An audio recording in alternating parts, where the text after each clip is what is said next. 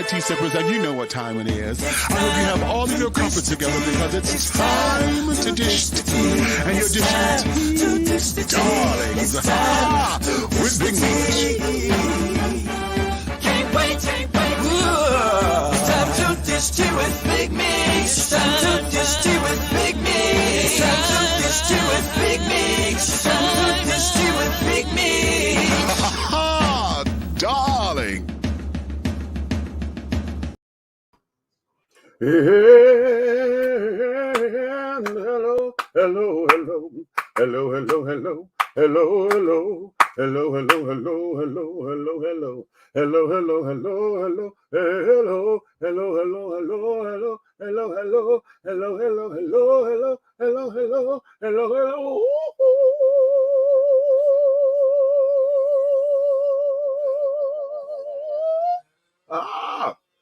Oh, hey. What's going on?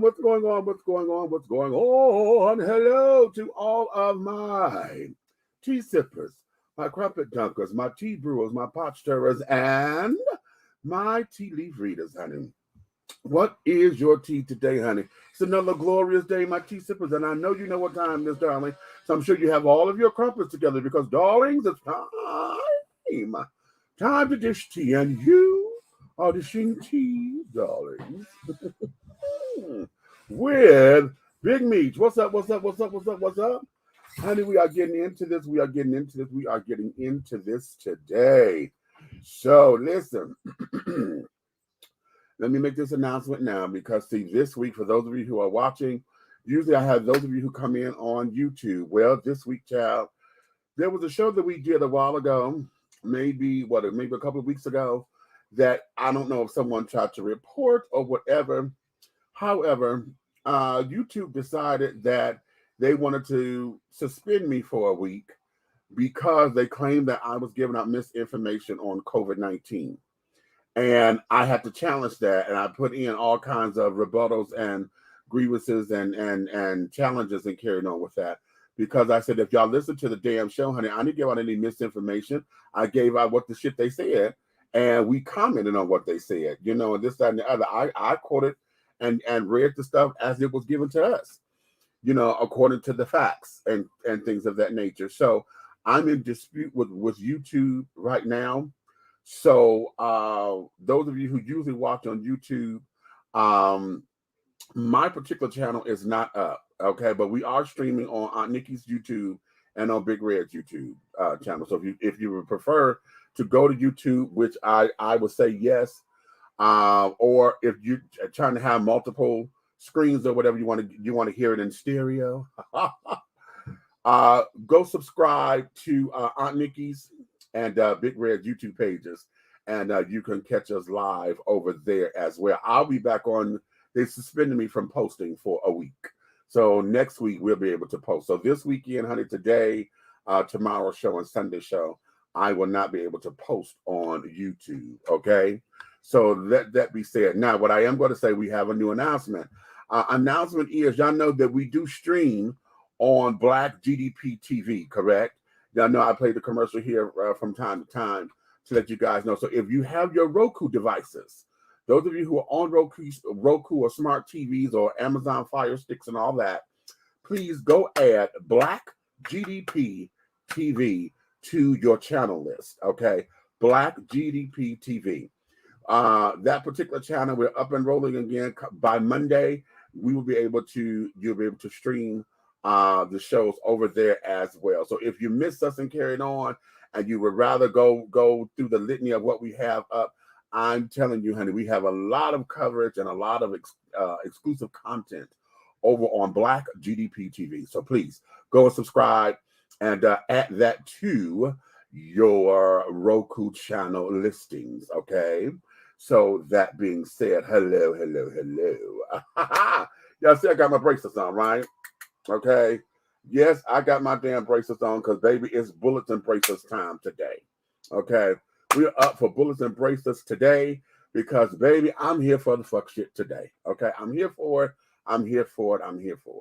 Because there's some things that is going on in the world that we're going to give our comment, our commentary on, and hopefully we're able to learn a few things. Okay, learn a few things, dispel a few things, hopefully, and then let's see what's going on and going on and going on. Okay, let me start with this. Okay, I want to start here because just before I hit going on the air, honey, this was sent to me, and I want to know why. Okay, I have to understand and let the people tell me why. Okay, y'all see this? Y'all see this? Do you see this right here? Do you do you see this right here? Okay. Dapper Dan Shure gets gold chains surgically implanted into his scalp.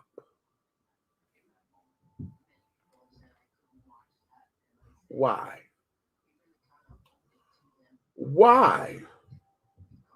Okay. Could somebody please tell me why do we deal with this buffoonery and Karen? Why? Okay, somebody. Okay, could we get an answer? Okay, can we get an answer some damn where? Huh? I'm trying to understand the importance of it. We want to you know what? I found a YouTube. Wait a minute. Let me see this. Because if this is him talking, this is going to be everything. Because I want him to say this in his own damn words. Why this is important. Okay. No, this doesn't seem like this is him. It looks like this is a clip. Some folks are talking. Okay. No, this ain't him. Okay. But anywho, let me go back to me. Why? Why do we constantly allow ourselves this kind of shit here right here? You surgically implanted gold chains in your scalp. Okay. Now, apparently this had to have been real because I'm sure this wasn't gold plated. Because can you imagine the gold not being real and him getting in the shower and it turning green and shit on it, but it's surgically implanted? So could you imagine what that would be if the gold wasn't real? If it was all just gold plated or whatever, could you imagine what that is? Huh? Could you imagine? Why do we sit down here and allow ourselves to get caught up in the buffoonery like this? And better yet, who is the doctor that did such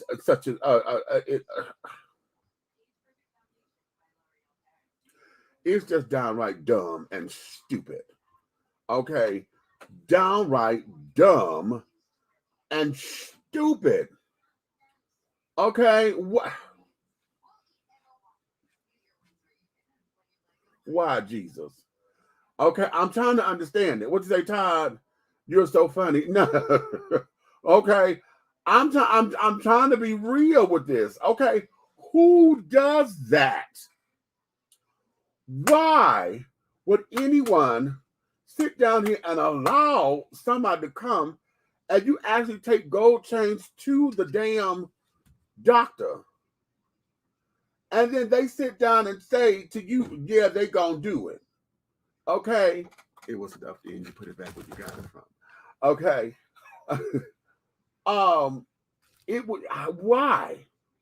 I'm stuck right there because I'm still trying to make some kind of sense of this. Okay. I've seen the children, they have gone and got gold and diamonds and stuff put in their teeth. This, that, and other. You got a mouthful of diamonds, a mouthful of this. Okay, I'm trying to understand that. All right. But I've seen gold teeth. You know, we always said that was a country thing. I know when I was a kid, I thought it was real cool because you didn't see nobody with a gold tooth. I thought that was cool. Then you started seeing everybody with gold teeth. And then all of a sudden it just became this thing. And then it became too much. And then I was like, okay, that's just dumb, you know? because you're supposed to have gold pearly teeth, right? Okay, why nobody putting pearls in their damn teeth? They just supposed to be pearly white. Nobody put okay pearls in their teeth and that. Whatever. But this fool go and get gold hair extensions. Okay, not gold hair. I'm sorry, gold chains extension. So we done went Mr. T to another degree. You remember Mr. T used to wear all the gold chains around his neck and carrying on that hell. I'm sure he had to have, do neck exercises and shit in order to keep his damn neck together. Okay, he probably can't even stand right old as his ass is now with all that damn gold and shit. Probably got osteoporosis if he took the damn things off, But okay. I'm sorry. Okay. Did that hit you? Did that hit you? Okay, you felt that. Okay. Child. But why? What is the point? Now, I'm looking at it for his health, and not just because of the gold or whatever that's supposed to mean. Look at what this is saying to the world. He's into this whole hip hop rap culture and carrying on. What does that say to those who may have a target out on his ass? What did that say to someone who may want to behead him or something like that? You know what I'm saying? What if they try to snatch the shit out of his head? Oh, that's gonna hurt. Okay. What if they come up and try to snatch? Listen, if you've ever been in a fight and had your hair follicles pulled out, I wasn't in a fight. In the back of my head here, I was 5 years old. Okay, we were playing hide and seek, and my hair had got caught in a rose bush. Okay, and me playing or whatever, I ran and my hair was caught in the thorns, and it snatched out a patch of my head. Okay. So I had to go around in school and stuff. I had a patch on the back of my head because I didn't realize I was bleeding until I knew it hurt like fuck. But yeah, I had to deal with all that. So I know what it is to have your hair snatched out from the roots. Okay. And in fact, whenever I shave my head or whatever, that spot is still there because it healed. But you can tell where there's hair loss. Okay, because if you know how burn victims are, how their skin is. When it's healed, that's how my head looks. Okay. And it's like, wow. So imagine someone going and doing this shit. I'm going to put this up here one more time because for those of y'all just coming in, I want y'all to catch it. Look at this shit. Look at this shit. Okay. Courtesy of icecreamconvos.com, child. You see that? This is courtesy of them. Shout them out for putting this picture up because that's how it came to me. This child put gold chains in his head, surgically implanted gold chains. We got to do better, y'all. We've got to do better. And for those of y'all who want to come and say, well, he's young, this is just a freedom of expression and carried on.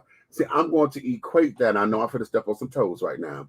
I'm going to equate that with this tattoo culture. Okay.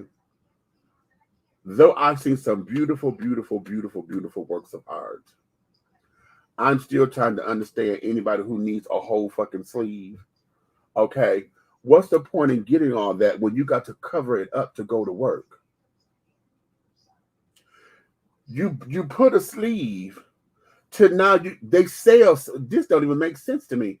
They sell sleeves, just sleeves, so you can cover your arms to go into work in public places. That doesn't make sense to me, children. Okay. And I understand you want to express yourself. That shit doesn't make sense. Outside of the fact that when I hear folks say, I got my first one, I liked it, I got turned on, I got addicted to the ink. Because they went for the first one, then they got the second one, right? Then the second one became, okay, I'm going to get one over here. Then all of a sudden, they got just addicted to whatever that process is, for those who like it. And then they got addicted to the ink. And I'm like, well, I can't stand for those who go into their face. Well, did everything you could. Now you're going into your face. I done seen folks tattoo their goddamn head. Why? Okay, that's not making sense to me. And so I'm going to equate this shit here with that same thing. What is the extreme? You know what I'm saying? When is it not extreme? Why is it that we say yay to certain things that's in the extreme and nay to others that are in the extreme? When it's all extreme.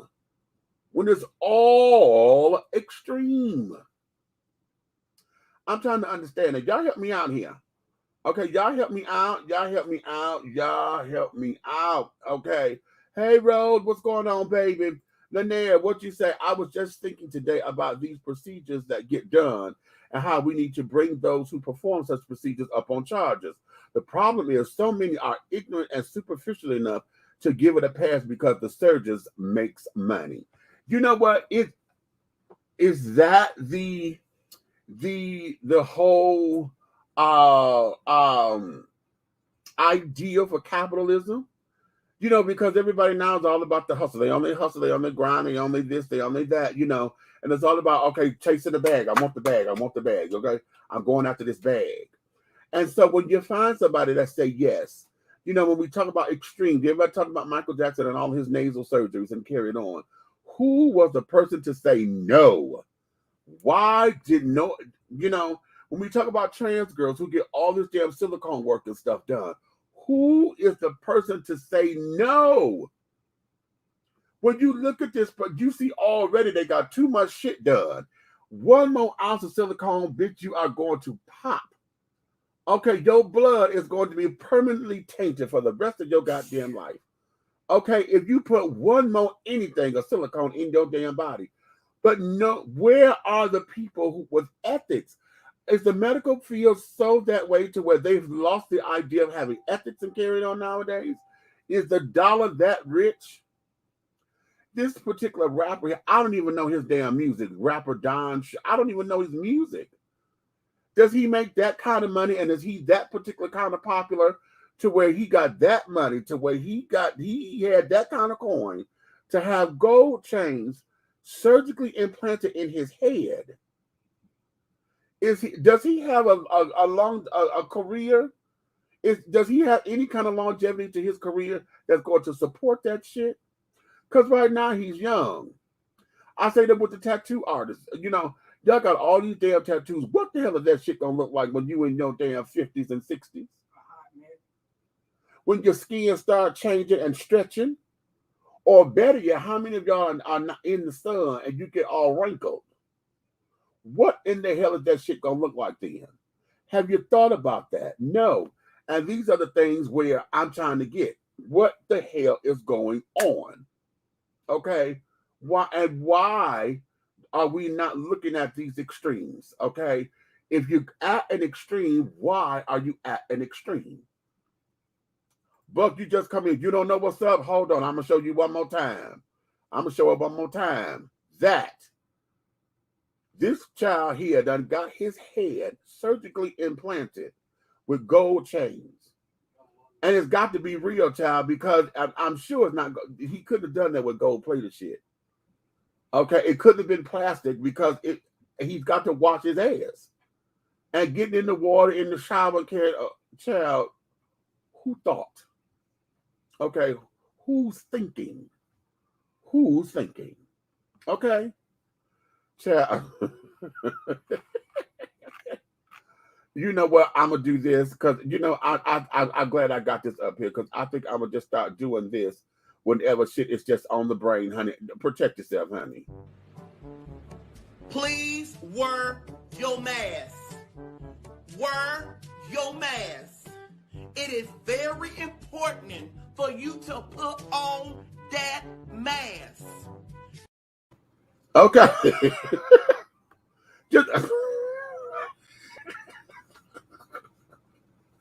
I'm just gonna start playing that from now on, okay? Because I'm trying to understand. Okay. We're gonna move on. Okay, that there was just a hot thing that just came to me prior to coming right before I hit go live. Okay. So now let's do this. Today I want to get into a few things up in here, and I think I'm gonna start with the calmer stuff first. Okay, what I say calmer stuff is because I know the commentary on this is going to be real quick.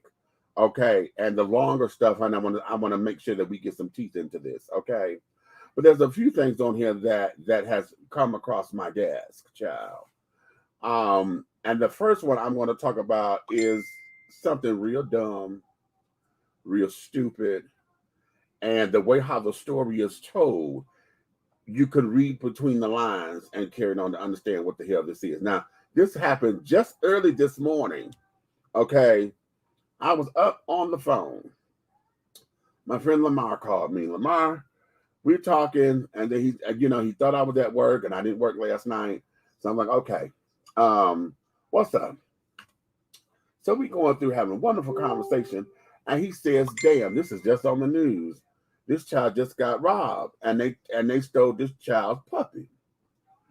I said, stole the puppy? They stole the puppy too? Okay. And he said, yeah, but this child, something ain't right. And I said, wait a minute, what you mean something ain't right? Well, I'm going to play the news story. This is courtesy of Fox 5 News. Wait a minute, let me put my banner up because, I may have to take this out. So if you're watching this in a replay somewhere and you don't see the news clip, it's because I had to cut it out because I don't want no copyright infringements to carry on. It is so difficult doing this kind of stuff because everybody's claiming copyright infringement. But in order for you to understand what it is, we got to show you what the clip is.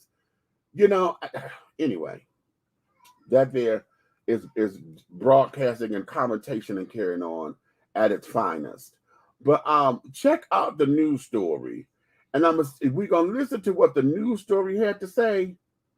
And then we're going to break this shit down into what we know really happened. Okay. This here is courtesy of Fox 5 Atlanta. And this came on early, like about 4:30, 5 o'clock this morning. Check this out. Fox 5 News alert tonight in Northeast Atlanta. Police are looking for a man they say held another man at gunpoint in his own home and then robbed him. They say the gunman even stole the victim's puppy. Fox 5's Eric Perry spoke with the victim about those terrifying moments. Both police and the victim tell me they want the man responsible off the street because they believe he could strike again. Heart-pounding video as a man is robbed at gunpoint while inside their own home. I just knew I was going to die. This man, grateful to be alive, doesn't want to show his face but wants to share his story. I drove down Peachtree. He was walking down Peachtree. He flagged me down. I pulled over. I thought I knew him. But when I realized I didn't, we got into conversation. It happened last week, and the man says he was dressed as a woman at the time. Once they got back to his home nearby, they eventually went inside for a drink, and that's when things turned dangerous. He came out the bathroom, put the gun in my face, told me to get on the ground. So as I was going to the ground, I grabbed the gun and we tussled. But then he slung the gun away from me and started hitting me with it. The victim put up a fight, and the repeated blows to the head required 7 stitches and caused 4 facial fractures. I give you anything you want. Anything you want. The video shows the fight wasn't over just yet. I just decided if I'm gonna die, I'm gonna die. So I got up and I ran towards the door, opened up the door. He followed me out. The victim says the alleged gunman ran back in the house, locked the door, and took off with his pit bull puppy named Buddy. The victim also says he's shocked this happened, especially after revealing what he does for a living. But to assault a federal correctional officer, I wish nothing but bad for you. Nothing but bad, and you will get it. He's smarter in your decisions. Use your better judgment when you.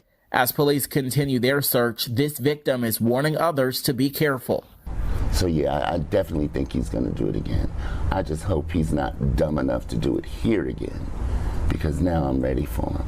And the victim tells me he believes the suspect might be targeting the trans community. As for Buddy, he is what's called a razor pit bull, only about 5 to 7 pounds. If you know anything about this crime, come forward. You can remain anonymous. In Atlanta, I'm Eric Perry for Fox 5 News. Now let's unpack an adjective or two, can we? Huh? Can we unpack stupid? Can we unpack dumbass bitch? Dumbass bitch. Can we unpack you on the hostro, ho? Okay? Can we unpack those for just a second? Let's break this down. Let's break this down. And the reason why I'm pissed about this is because this heifer wanted to go public and thinking she was doing something. Okay? She wanted to go public with this and think that she was doing something, trying to sit up there and get the man arrested. Okay? First off, hooker, you done sat down there and you got a videotape, so you got a camera in your house that he didn't know anything about. Can we understand that? Can we start there? Okay, let's start there. All right? Because you got hidden surveillance cameras, which means this is something that you do often with your trade, bitch. You secretly tape the trade. So this means, in my mind, and how I know my community to work, you go after either straight boys or those appearing to be straight, or married folks, or those who you know got something to lose because you are secretly recording them. Okay? Let's go there. Okay? Okay? Let's go there. Secondly, okay, come on, Kenya, what you say? Yeah, please unpack federal officer in the jails. Right. Okay? Okay, let's go there. What they please do. Okay, right. Okay, you right here with me. That's the second thing you did. Miss Thing, you up here. You did not ask them to code your voice or whatever. You said you didn't want them to show your face. But bitch, you are using your regular voice. You don't think your coworkers know who the fuck you are? And you sitting there telling them that you are a federal corrections officer. Okay? So now here's my thought. Federal correction officers, honey, they are gun certified, honey. That means you got a weapon somewhere. How in the hell you running out of your own shit, bitch, instead of running to your bedroom to get your goddamn piece? Because obviously you felt you could take him because you wrestling him what he is. And this fool probably didn't have no bullets in the goddamn thing because he hit you versus shooting your motherfucking ass. Okay? So now, you ran out your damn house instead of running to your arsenal to get your motherfucking your piece. Now, bitch, you sit up here working trade. You working trade. So that means if you packing somewhere, bitch, you right there on the couch. You said he went to the bathroom. Where in the hell was your shit? And you sit up there bringing a motherfucker home that you just met. So let's back all the way up to go right there. Okay? You say, I was driving down the street. Okay? And this dude was flagging me down. I pulled over. Then you threw in there because I thought I knew him. How is it somebody flagging you down and then you said you thought you knew him? Bitch, You sit there trying to cover your ass. You was on the holster and you picked up a piece of trade. Okay? You was on the holster and you picked up a piece of trade because this is what you said. You said, when I realized that I did not know him, we had conversation. And then, so now you invite him back to your place, which means, bitch, he was sitting up there. The conversation was how much he wanted to get paid. You out here getting high, or you trying to pay a bill? Ask me how I know that question, honey, because I've asked that. You out here trying to get high, or you trying to pay a bill? Okay? Because get high means you want $10, $20. If you trying to pay a bill, you want $1,500, whatever. Okay? Okay? So when you found out what the hell he wanted, okay, and et cetera, okay, you decided, okay, you could handle it. Okay, so you brought the boy back to your place. You let him go to the bathroom to get freshened up. Now you all in geesh. You done up. Okay? Which is something I'm sure your coworkers probably don't know that you do. which leads me to believe that you may not be the federal corrections officer that you say you are. I think you might be a security officer who works in a federal building. Big difference. Okay, big difference. I think you are a security officer who works in a federal building, because if you are a federal corrections officer, bitch, what? You can't even correct your own ass. And you sitting up here going through all this with trade. And this would not be an issue. Trust me, true. Listen to me very carefully. The reason why I'm sounding so judgmental, and I know for those of y'all who say, bitch, you coming down, and why you judging the queen and this, that, and ever, because, bitch, that's a stupid choice. I teach my kids, and all my sister friends are carrying on, I need you to make educated decisions versus stupid choices. You understand? Educated decisions versus stupid choices. Okay? Stupid choices. Now listen, I'm telling you, we've all, well, I don't know, we all have, but a number of us have been there to where you went to go pick up a boy. Okay? You on high in the ass, went to go pick up a boy. Okay? The negotiation is there. This is what the negotiation is. Okay? Now, with my stature, honey, no, I had to, we sit up there and played the game, honey. No, I'm not bringing nobody back that's going to do X, Y, and Z or whatever. No, if we're going to box, we're going to box, bitch, because no, I don't have guns to carry on to this, that, and the third. You know what I'm saying? So, no, we have to carefully inspect, nigga, you getting in the shower, okay? And there's a protocol to it, okay? So, Miss Thing, I'm sitting up here looking at your protocol. What is your protocol with handling street trade?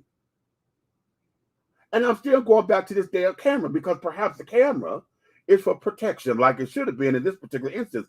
But instead of you going to the police because you're wrong, okay, and you don't want them to come after you for soliciting, okay, and being an accomplice to solicitation, okay, you play a victim that you got robbed.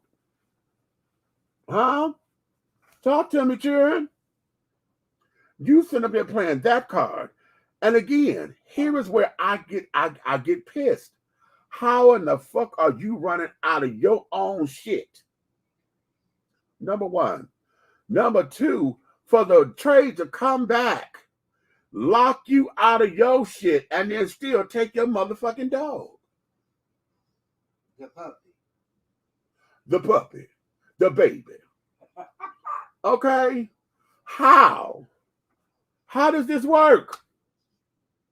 Please explain that to me. I wish I was able to see the entire tape. Okay? I want to see the entire tape. Because, honey, I'm telling you, right now, this is leaving a bad taste in my mouth. And I want to chalk it up to the game and say, okay, bitch, you was not on top of your game and this, that, and the other, because we all have our moments where the game get us down. We all have those moments where the game just sucks the fuck up out of us, okay? And you got to beat your own ass. But that bitch, that was dumb, that was stupid as shit, and you knew that was stupid. Everybody who knows me, honey, I'm allergic to stupidity, even my own. And when Demetrius got to check Demetrius, I get right in that mirror, and sometimes I slap the shit out of my own ass. Okay? My best friend thought I was crazy when I did that. He said, bitch, what is wrong with you? I said, no, because that was dumb and that was stupid, and I really need my ass whooped for that. So I'm going to beat my own ass. And if I'm going to do that to my own self, I'm not tolerating that shit with nobody else. Okay? So be that as it may. You got something to say over there, Peanut Factory? Okay. So that there is where we are with this. So I'm pissed.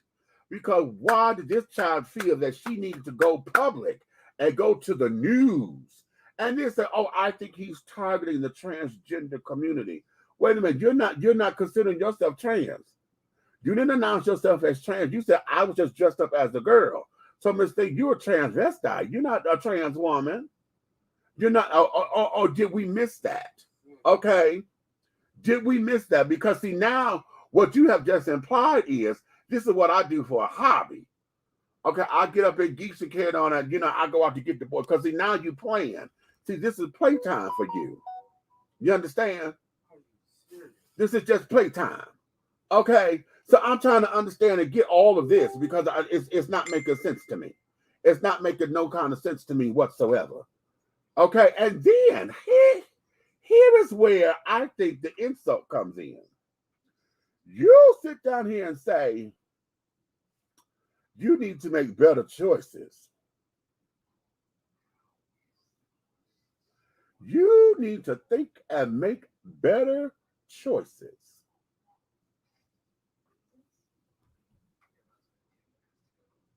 I'm a pause.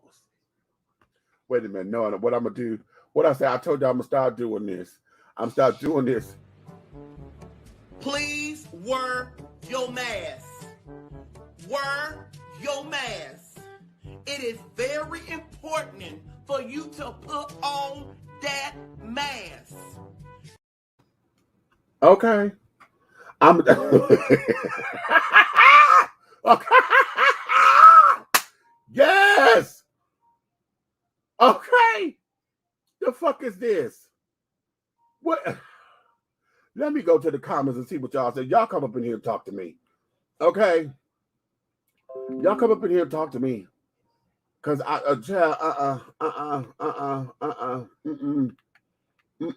no, I'm going right here. Lanier, what you say?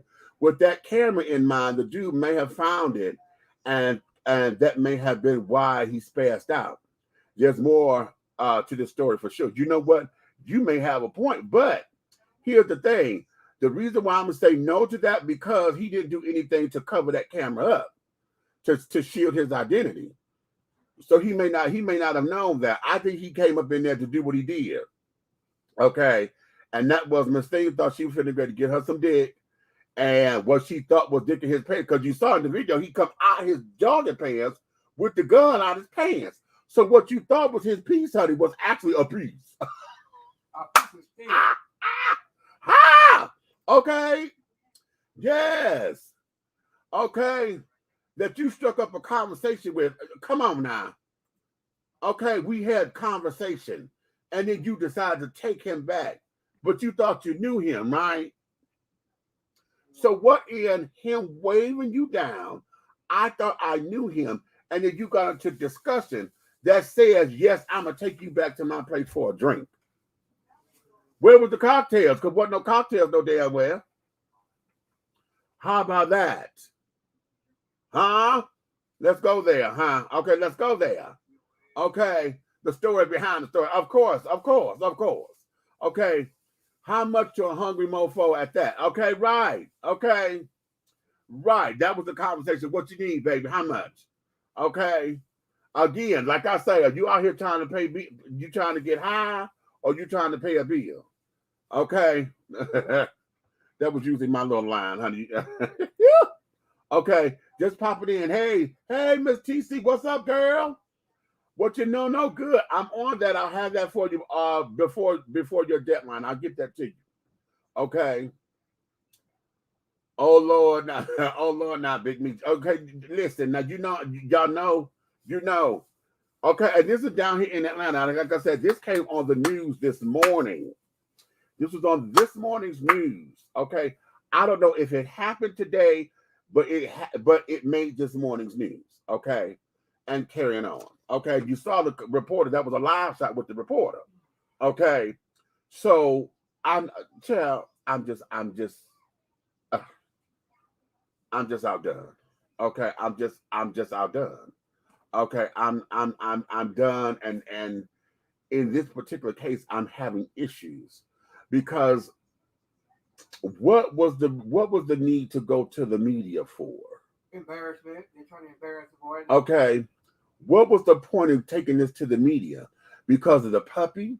If the story was behind the puppy being gone, why wasn't the focus on the puppy? You know, y'all follow where I am? Because you talked about, we got the backstory as far as what this is. You know, you getting hurt, you got 7 stitches in your hand, and you got 4 places in your face that's fucked up. Because he done knocked in he done hit you with a piece of steel, child. She lucky she got her life. Okay. And that's why I'm saying I don't believe he had bullets in the damn thing, because when this heifer went down and grabbed at the gun, he repeatedly hit you with it. Not that he hit you to get him off of him,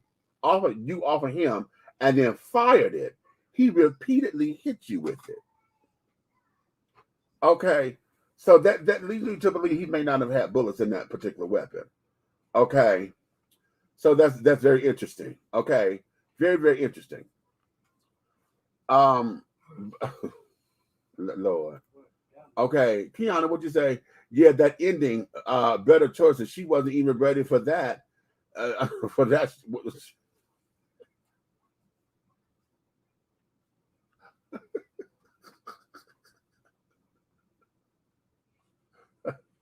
Okay.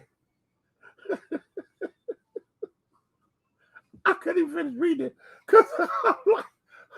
Okay, she wasn't ready for her own shit. She trying to sell tickets, bitch, and she ain't even ready for her own shit.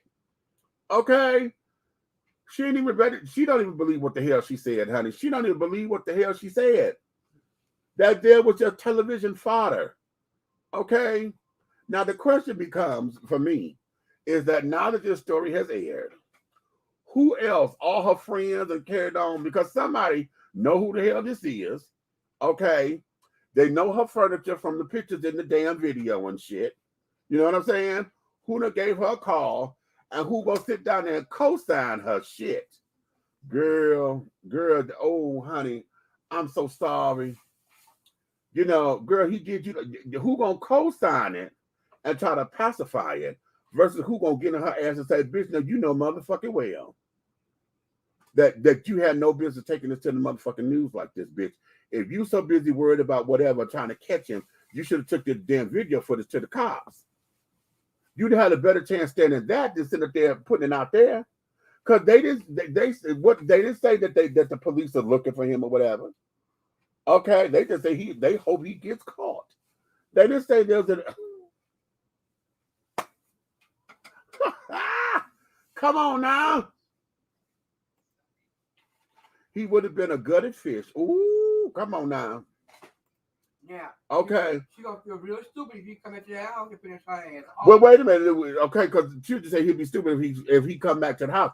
But she said in the interview, well, I hope he ain't dumb enough to come back because this time I'm ready. Okay. Now. Girl, bye. He gonna come back. He do remember your address. Child.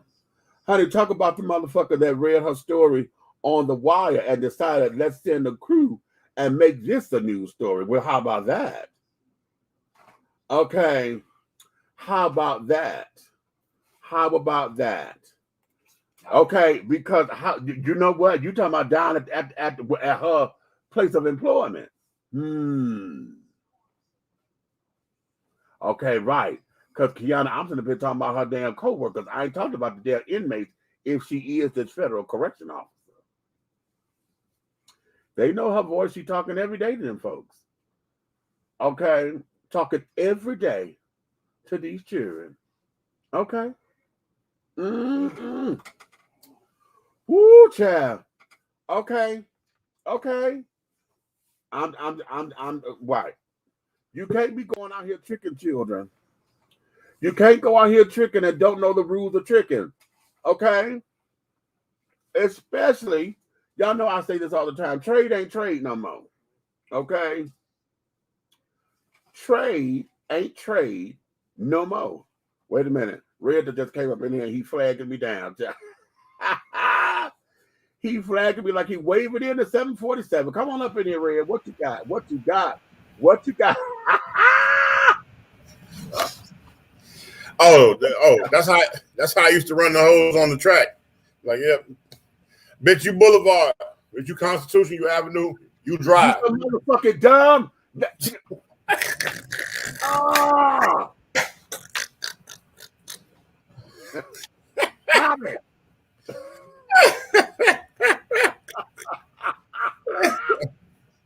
Oh. Lord, have mercy, Jesus, honey. Bruh. Listen, did you see the story? The news story? I'm telling you. Look, I don't know what you come to do, but I come to raise my leg. don't know. I come to bob my head. Ha! Hey, Bob. Shut up, fool. I don't know what you I come to Okay. Lord have mercy. What we got over here? Honey, I had one giving me everything. Now took all my gold off me. I started up that trade with a butter knife and he gave me my gold back. Okay, how? You know what? Listen, now I had mine stolen. I had hid mine, right? But it was a necklace that I had garbled it because I slept in it and it got twisted up or whatever. And I had did a voluntary repossession with I had a gold nugget ring. Oh, it was a beautiful gold nugget ring that had rubies and diamond chips in it and stuff. And I did a voluntary repossession. They took that back. They wouldn't take the necklace back because they couldn't resell it because it was fucked up. So I had the necklace and I kept it in the box, but the way how I had it hid, I had just moved into my place and I didn't have any furniture at the time. And I had put it like I thought in my curtain, behind my curtain. Can I call myself hiding it? But the way how we were playing and carrying on, honey, Trey found that damn necklace, honey, because shit, we got to go on and carrying on, and he slid that bitch out that box so quickly, child. I didn't even see him do it. Okay, and left the box. Okay, he was smart because he left the box and put it back where I had it. I was like, ain't this a bitch? Okay, the nigga done got me. But you know, but when you playing games, Now I did the precaution. You know, I called myself hiding the bitch, child. But apparently, you know, being young and dumb, it wasn't right. And I got. So, child, yeah. Oh.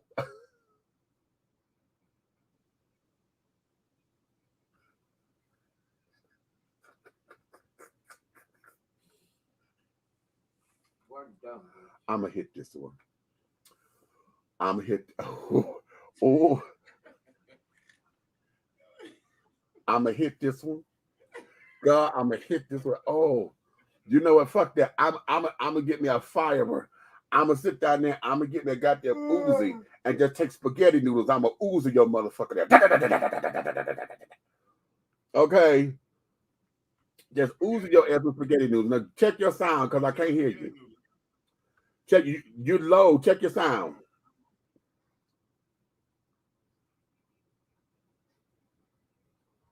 No, you muted. So, okay. Do your thing. Let me go to the comments while you try to adjust that. Okay. The news, though, they was as trifling as she was telling it to the world. You know what? They wanted a story. I'm gonna tell you what it is, child. And at that time in the morning, they had no news to tell. See, you can always tell when the news ain't up to nothing and really ain't got shit to say because the type of shit that they have on don't be up to nothing. You know, it don't be up to nothing. And then they running this and running that and carrying on. It just becomes something. So yeah, I give you that. They just as trifling. Okay, just as trifling. And wait a minute, catch the stunt. This is gonna segue into something. Catch the stunt because they got the queen sitting up there doing the report. Hey, we good? Yeah, we good. All right. That's good. They got another queen doing the damn report. Okay. Now I don't care what you say. The child he could sit there and say he bowed, whatever child that was alphabet cheering all day. Okay. Hey. Okay. If he get his nuts stuck on the fence while he climbing it, that's his business. It's okay. It's all right.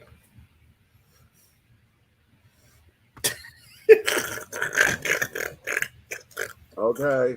I got this hat on because I needed to shave. I should have shaved earlier, but I just got lazy. Didn't feel like doing it. But I'm getting too hot. Y'all gonna end up seeing it there unshaved head in a minute. I broke up with a lot of bitches because of that.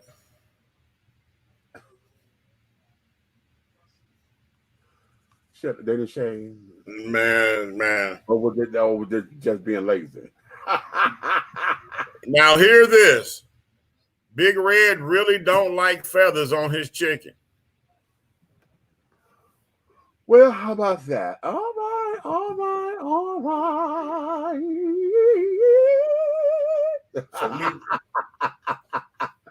Good evening, family. Hey there, Nation A, honey. What we got? Trey Snuff Trey sniff like old mud. Okay, you know what they do? Honey, Hey, you see that? Look, I got a bottle girl. I'm at the club. Go ahead, get turned up. You so Lord have mercy. Wait. Hey, princess, what's going on, baby? Okay, right, okay, right, okay, okay.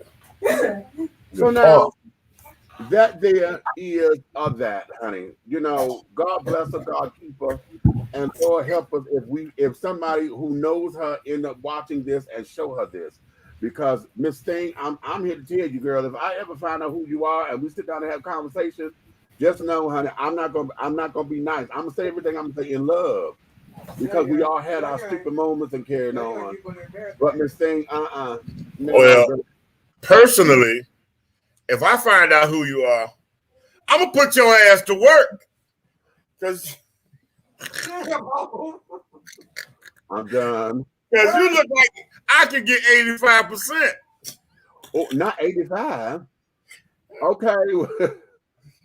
Larry said, "Oh, what I missed? I was on round. What I missed? Oh, you Look, Mom, you sound like little mistake, honey. And from what's that? Funny Valentine's. Miss Thing, honey, said there. She said, "Oh, how you gonna move me, honey? I'm sitting there watching my stories, and she could tell me if I missed something. Okay, what I miss? Okay. Oh, this child said, I just fainted, Big Red. I just fainted. Okay. You look like I could get 85%. Good evening, Louise. Okay. I get 10% for kinds of offering. Anyway, child, listen. Hey. You tell Judy Jesus, be quiet over there now. This is out her league. Okay. Listen, what we gonna do? Let me set the tone here. Because we're going to get into something now that I know gonna be meat and potatoes up in here. Okay. I'll bring the meat. Meat and potatoes up in here. Hey, baby, what's going on? Now, you know you need to call me. You know you need to call me, honey. I need to know all your secrets, honey. Okay? All your secrets. This time I turn around, I'm on this child's Instagram page, this bitch got a brand new something, and then another new something, and then another new. I'm like, are you trying to own the fleet? What's the tea? Anywho, we're gonna take a little commercial break. Okay. When we come back, we're gonna get into something, honey, that done made the news that I want to clear up. Okay. And it's going to be very, very interesting. Number one, we're going to talk about China and this whole thing, what China doing as far as trying to ban effeminate boys, effeminate men and sissy boys from television. Okay. Sorry for you. Cream of some young guy. Okay. And some don't check. Right. Okay. So we're going to get into that because it's very interesting. This was sent to me by a frequent listener, Mr. Haji. You know, Haji loves being controversial. And see, stirring up shit. Yeah, he's an advocate. Haji is fabulous at being one of our nigga right there is the dish and tea advocate. Okay, he is really, really, really good at being a pot stirrer. And then I think he likes to hear my mouth at times because, you know, a lot of times he thinks I'm going to go off and things, and then certain things will piss me the fuck off. But this story here is not what you think that it is. And the way how it's presented, we're going to break that down. We're talking about China. And then there's a second piece that we're going to go into with Mr. Larry Elder. Okay. I like second pieces. I like sloppy seconds too. I love second pieces. Anyway, we're going to go into Larry Elder. And it's something that he said that done just woke up America, particularly black folks. But I need to put some context into this as well. Because how many of y'all heard him say that if we talk about reparations, that white folks need to be given reparations too, because, and I'll get into that later. Let's go to a commercial break, and we're going to talk about that when we come back. What you say, baby? I'm building my empire, love. I know you are. No, you building a dynasty, sugar. That's more than an empire. That's a fucking dynasty. Okay? Tracy, what up? We're going to get into that when we come back, honey. So stay right where you are, honey. Don't go nowhere. If you do, just go refresh your goddamn crumpets, baby, because I got all the tea right here. You're dishing tea with Big Meat and the big guy ally over there, honey. We'll be right back in a second. Ha! Whether you are a resident or visiting the ATL, if you need to satisfy your soul and your hunger with some good old-fashioned scrumptious victuals, then head on over to Tara Boulevard and feast at the Country Kitchen Cuisine Buffet. The Country Kitchen Cuisine Buffet has a mouth-watering array of delicious delicacies that will tempt your tummy, tantalize your taste buds, and please your palates. All of our items on the buffet are made from scratch, just like Grandma used to make. Try our meatloaf, the succulent fried chicken, the smothered pork chops, the short ribs, the fried and baked fish. Try our oxtails, the turkey wings, and don't forget some of those fantastic sides with the macaroni and cheese, cornbread dressing, greens, cabbage, red beans and rice, potatoes and gravy, and oh my God, don't forget the cornbread and those decadent desserts. Your hunger will not be denied. Come on down to the Country Kitchen Cuisine Buffet, located at 8562 Tara Boulevard in Jonesboro, Georgia. Come on down and tell them that Big Meech and Dishing Tea I sent you. Yeah. Angelo Ellerby, the Henry Higgins of hip-hop, is the founder, president, and CEO of Double Exposure Media Relations. Double Exposure Media Relations is a full-service public relations, marketing, and artist development firm specializing in publicity, photography, artist promotion and artist development, makeup artistry, event production, and EPK development. Celebrating over 45 years in the industry, Angelo believes that a culture that does not take care of nor respect its artists is a culture that leaves nothing behind to appreciate. Let Angelo help you make dollars and cents of the entertainment industry.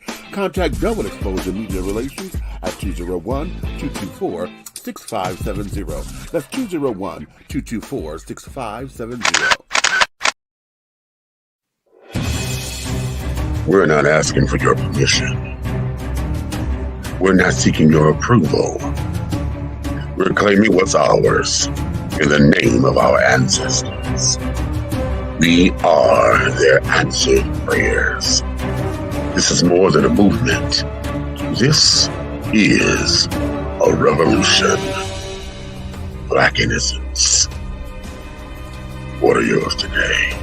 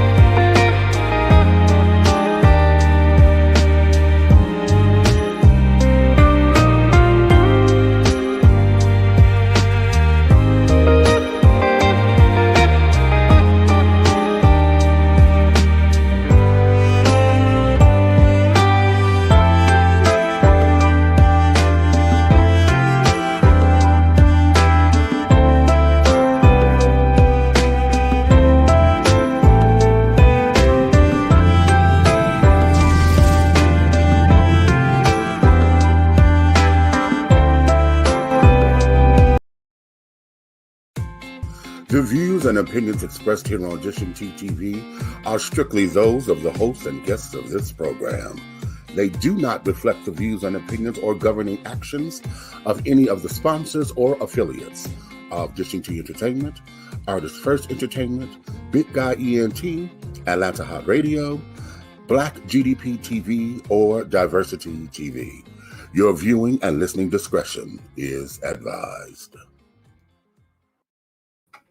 All right. And we are back. If you're just tuning in with us, honey, you are Dishing Tea with Big Meech, honey, and we love and appreciate you for coming on in and doing your thing with us, honey, because we got all the tea right here and right now, darling.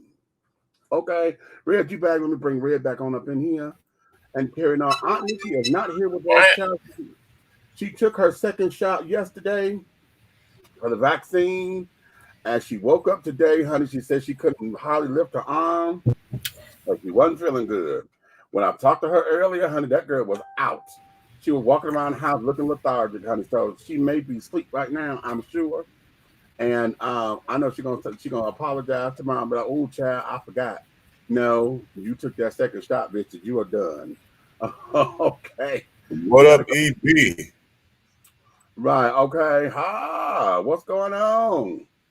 What's going on, honey? What you know, no good. Tracy done came up in here. Hey, what's up, Tracy? We ain't seen you in a minute, child. Where you been? Okay. But that's good that you're up in here. Again, if you're just tuning in, for those of you who usually watch us on YouTube, this particular weekend, honey, my YouTube page, Big Meech YouTube page, will not be in operation. Okay. I said this at the top of the show, and I'm gonna say this every time I take a break so that you guys know what's up. We did a show when I did the show talking about me being vaccinated and all of that. You know, I remember when I had the vaccine picture that was covering my head when I was reading stuff, talking about the vaccine.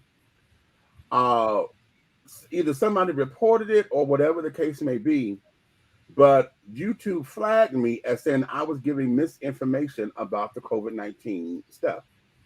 And so I had to dispute that claim because I'm like, if y'all paid attention to the video, nothing that I said was misinformation because I'm reading to you from what the CDC and shit had to say. There was nothing I was giving that was misinformation. I'm giving you my thoughts on what happened, my experience with the damn vaccine, and I had information there. So we are in dispute. So the penalty for that is that they have blocked me from posting on my page for 7 days. So I will not be able to post anything on my YouTube page this weekend. I'll be back in operation Tuesday, okay, where I can post and this, that, and the other. So until that time, tell everybody that you know or whatever, you know, to come either catch us here on Facebook or you can go to Aunt Nikki's page, her YouTube page, or you can go to Big Red's YouTube page. And follow. You can watch the show on YouTube from there. Okay, that's Big Red Fella TV. Okay. Oh, what you say, child? There's been a lot of death in the family, so trying to get things situated means I'm here, the baby. You too.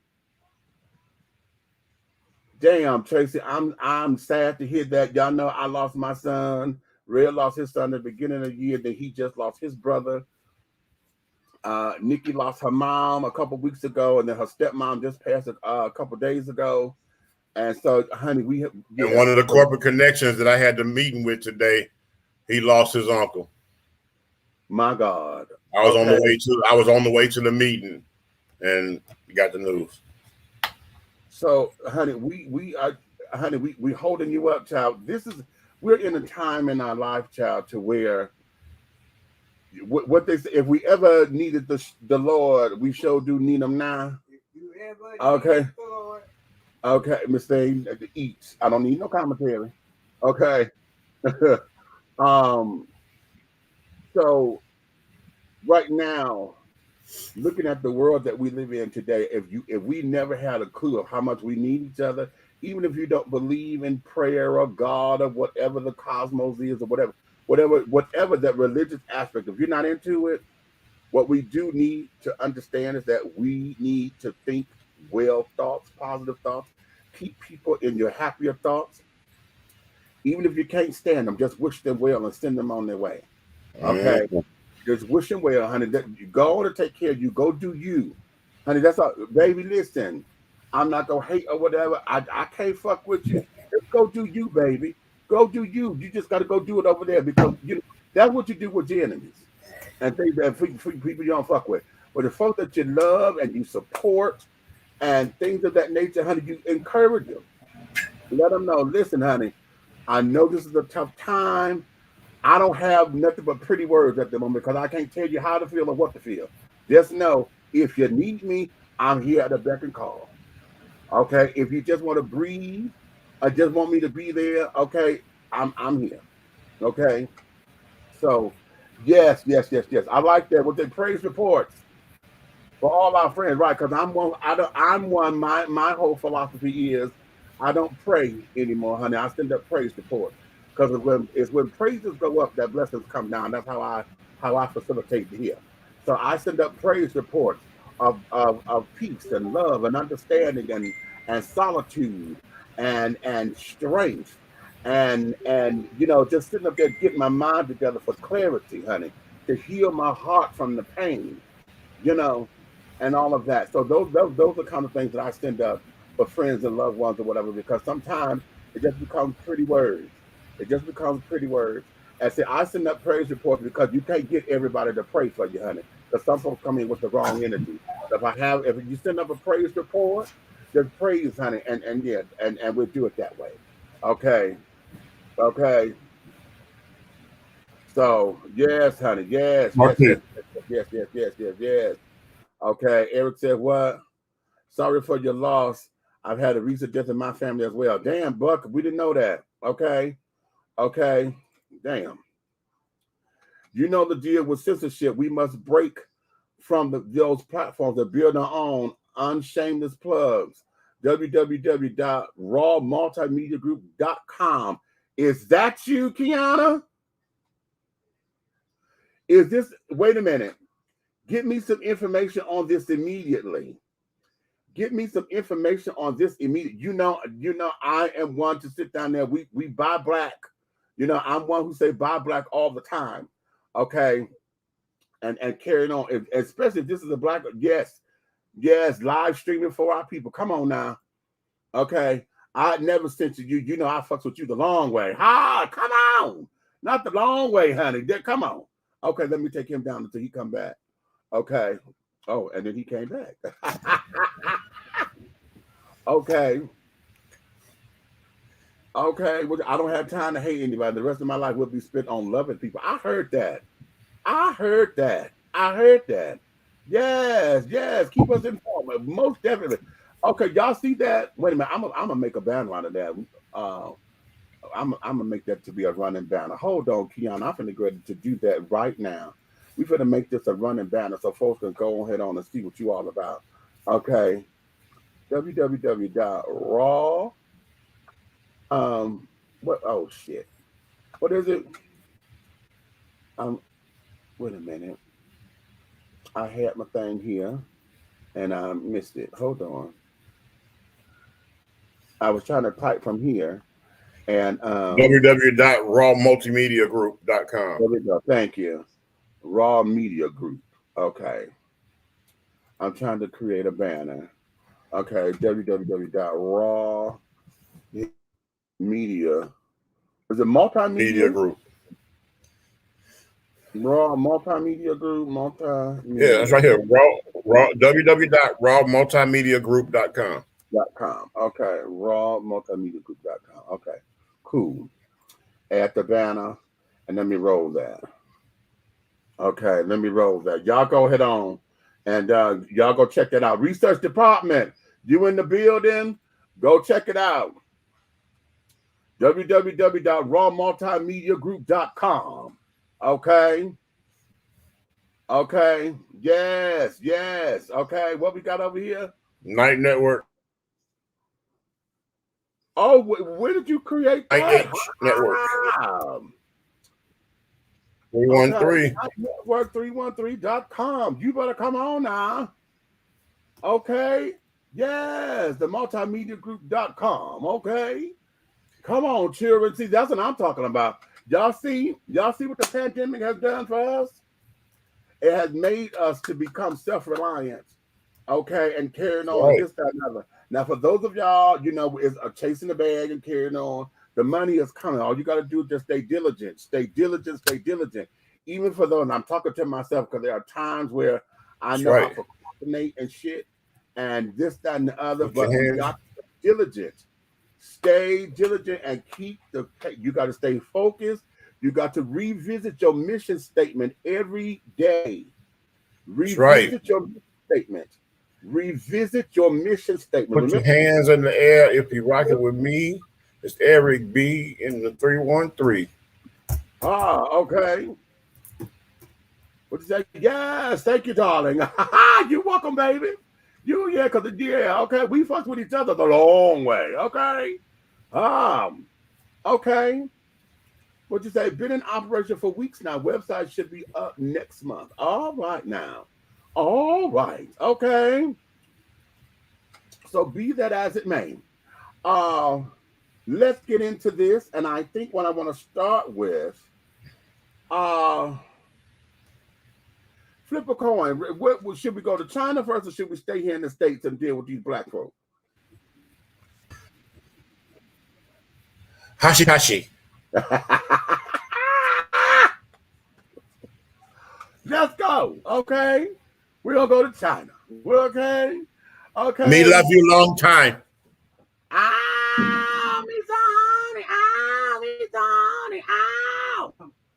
We love you long time, honey. Love you long time. Hurry up and die. Hurry up and die. Okay, you know the slogan, Nighthawk Network, our people for our voices for our people. You better say it. Okay. Hey, Rogue. Hey, Red.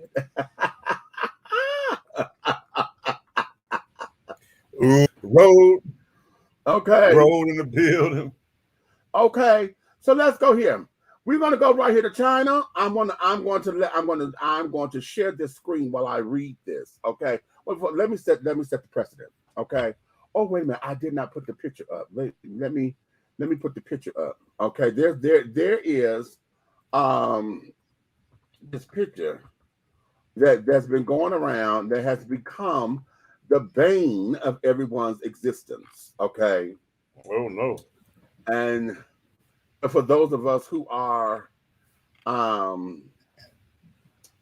doing, in media and carrying on, and those of us who are alphabet children and things of that nature, no, that's not the right one. Where is it? I'm trying to find the right picture. But anyway, while I'm doing that, the story is that the reigning ruler of China, okay, his name is Xi, Xi, I guess they pronounce that Xi Jinping or something like that, honey. I may be fucking up his name. Okay. But what are you playing Chinese music in the background?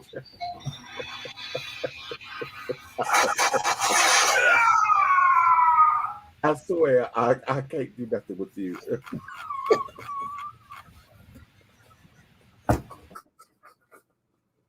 I swear I can't do nothing with you.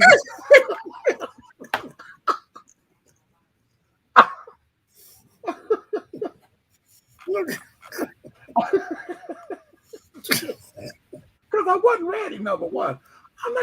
I'm sitting up there, what the fuck is this that I'm here? And I'm trying not to let it show on my face. I'm like, what the hell is that?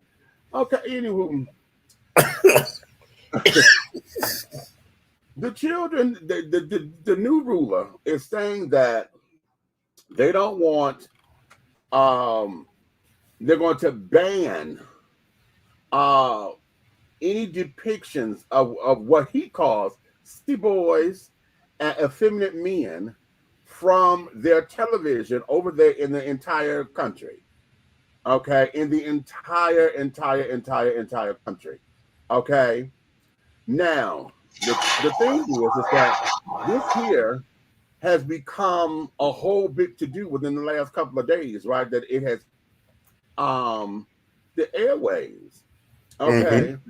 However, this is what I'm going to do. I'm going to read the current article, but the Red did something, and he went and found something from 2015 to 2016 that I'm going to read. That's going to sit down here. I hope put some things into perspective.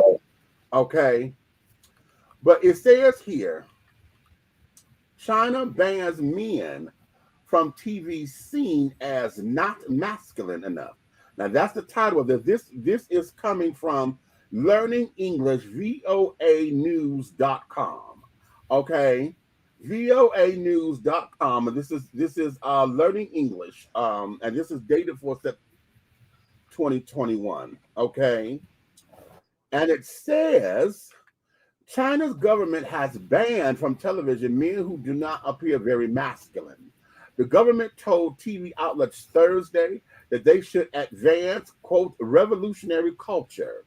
It is part of the Chinese government's larger plan to tighten control over business and society and enforce official morality.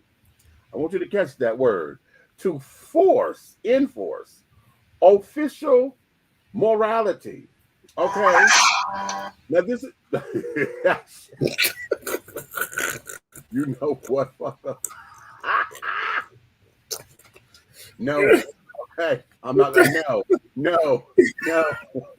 I can't even cover the screen because I'm reading the damn article.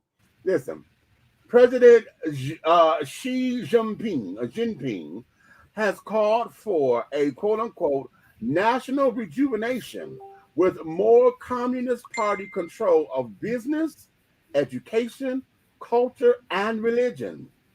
Companies and the public are under increasing pressures to go along with the government's plan for a powerful China and healthier society. The party has already reduced children's ability to go online to play video games. It is also advertising against what it sees as unhealthy attention to famous people. How about that? Okay. TV outlets must put an end to effeminate men and other, quote, unusual aesthetics. Unusual. The Radio and TV Administration said it used an insulting term for effeminate men. Okay. The government is concerned that Chinese pop stars are failing to push young men to be masculine. Pop stars are well-known singers for popular music. Some famous and well-dressed Korean and Japanese singers and actors have influenced many Chinese pop stars.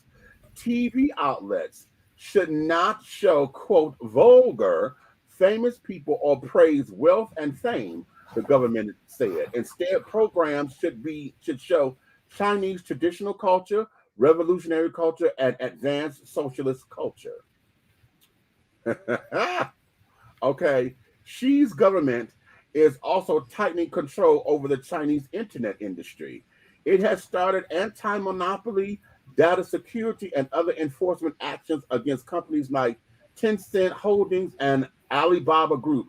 Y'all know Alibaba, honey. For those of y'all who shop Wish.com, if y'all on Wish, Alibaba, honey, that's the parent company. That's where all that stuff come from, okay? Yep. Tencent is a games and social media provider, and Alibaba is a large online shopping company. The Communist Party thinks they are too big and independent. Rules that took effect last week would limit children under 18 to 3 hours per week of online games. They are also banned from playing on school days. Game makers were already required to get government approval for new games before they are released. Officials have called on them to put more pro-Chinese stories. To have more pro-Chinese stories. The party is also increasing control over celebrities. Television outlets should avoid performers who, quote, violate public order or have quote, lost morality, government official says. Programs about the children of celebrities are also banned. Last week, blogging site Weibo suspended thousands of accounts that examined the lives of celebrities or had too much entertainment information. Well-known actress Joey, I think I'm pronouncing that right, what has disappeared from popular entertainment. Her name has been removed from credits of movies and TV programs. Listen at that, y'all. They went so far as to remove her motherfucking name from the credits of the movies and shit she was in. So that means that's like us doing stuff and we get an IMDb. So they took her out the I Am Ching Ching. You know what? Well, I know, I'm just saying, that's what they're saying, right?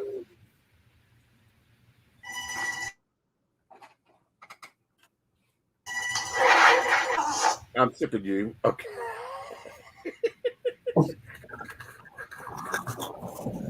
Thursday's order told TV outlets to limit pay for performers. Wait a minute. Thursday's order told TV outlets to limit pay for performers. It also told them to avoid contracts that permit performers to pay less tax. Wow. One actress, Zhang Shuang, was fined 299 million won, which is equal to $46 million last week for underpaying taxes. It is believed that this was a warning to celebrities to behave as model Chinese citizens. Wait a minute. Wait the fuck a minute. $46 million? You heard what it said. All they do is eat rice. That's why they got so much money. That shit don't cost nothing. You heard what they said. Okay. Damn. You heard what they said now. Okay. So now here's where it is. The reason why we're having little do-wah-diddy shit and things is because the black folk over here, okay, you know, our power to the people too.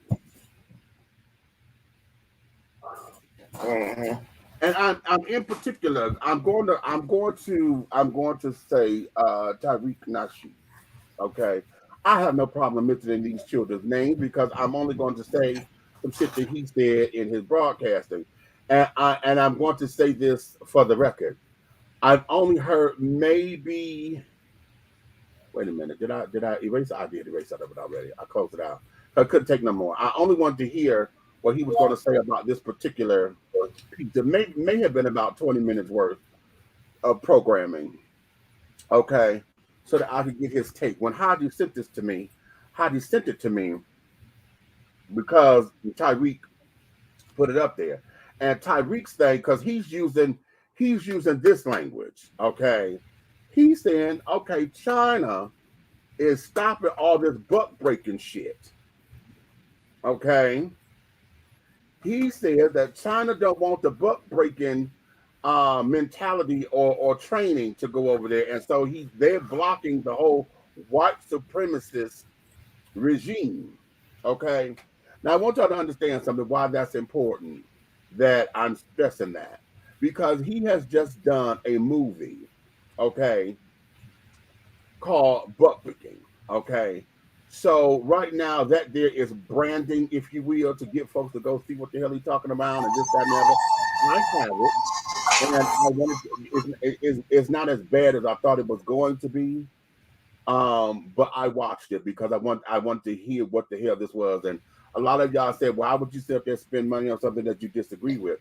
Well, one of the things is you can't talk about anything or get an idea of what the children are saying. You got to see it. You got to see it. You have to. You got to get into it. First thing in media, and everybody knows this, and Eric knows this too, being the great journalist that he is.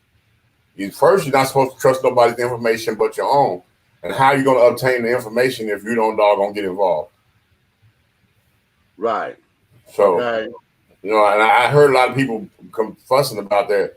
Like you're against it, but you going to see it. But I understood why. Right. Okay. So that's the first thing because he keep calling it. Okay, they are breaking up the buck breaking shit and carrying on. But when Red said, he said, I want you to check out something. I said, what's that? He said, Child, they've been doing this. This isn't something new. They've been doing this. Okay. Their new president came into power back in 2012. Okay. And in 2014, this is when this shit first started. Okay. So before I read the second article, because see, this gets deeper than what this is, because I need to break this down.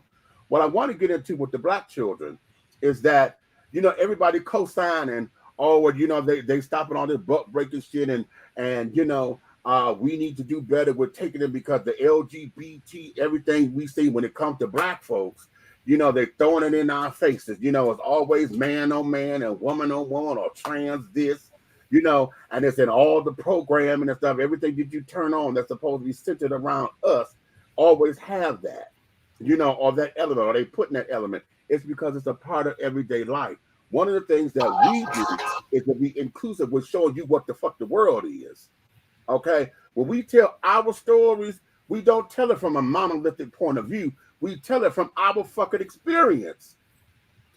If the damn queens and the LGBT or the alphabet children are in our motherfucking communities, honey, we can't sit down there and say that they not, because most of the time we're the ones that y'all fucking with, you know, trying to be real and stuff, trying to be in the hood and this, that, and the other, how we dress and this, that, and the other. We're always the damn butt of your jokes and this, that, and the other.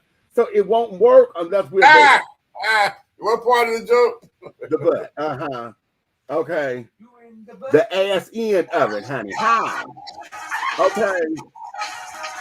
So that there is part of why this is always there. Okay. Now, and again, you know, we've talked about this before as far as representation and stuff, because what y'all don't like is the fact that it's always the feminine children that's up there on the damn screen, which is what they said. They don't want the sissy boys as the effeminate men. Now, this child sitting up here talking about, oh, that's because they know wartime. They're trying to make masculine men and make sure that men are geared to be warriors and this, that, and the other. So I asked this question. What the fuck is it about masculinity or seeing a man who you think is masculine that's supposed to say it's wartime? Because he went on to quote something talking about I forgot who the quote is by. Neely somebody. What's Neely's last name? Neely Freeman, I think it is. And he says, if you confuse black folks about their sexuality, you could confuse, you know, you could take them over, basically. I'm paraphrasing. And so what is it about a man's sexuality, honey? Why is it the confusion of his sexuality fucks up his mindset and fucks him up to where he don't know who the hell he is as a man? What you fucking, honey, ain't got nothing to do with how you take care of yourself as a man. How I'm fucking don't mean how it doesn't change how I use the shower. Well, you know, they say because I'm fucking somebody that is maybe of the same gender or whatever, I'm not gonna reach for the damn brute 33 no more. I'm just me. I'm gonna tell you what they say. You have a heterosexual man over here, right? Okay. To the right, and you got one over here to the left. Okay. They always say there's some type of, they try to put the significant difference between the two men, right? Right. So I'm asking you, when both of them masturbate, which one strokes to the front and which one strokes to the back?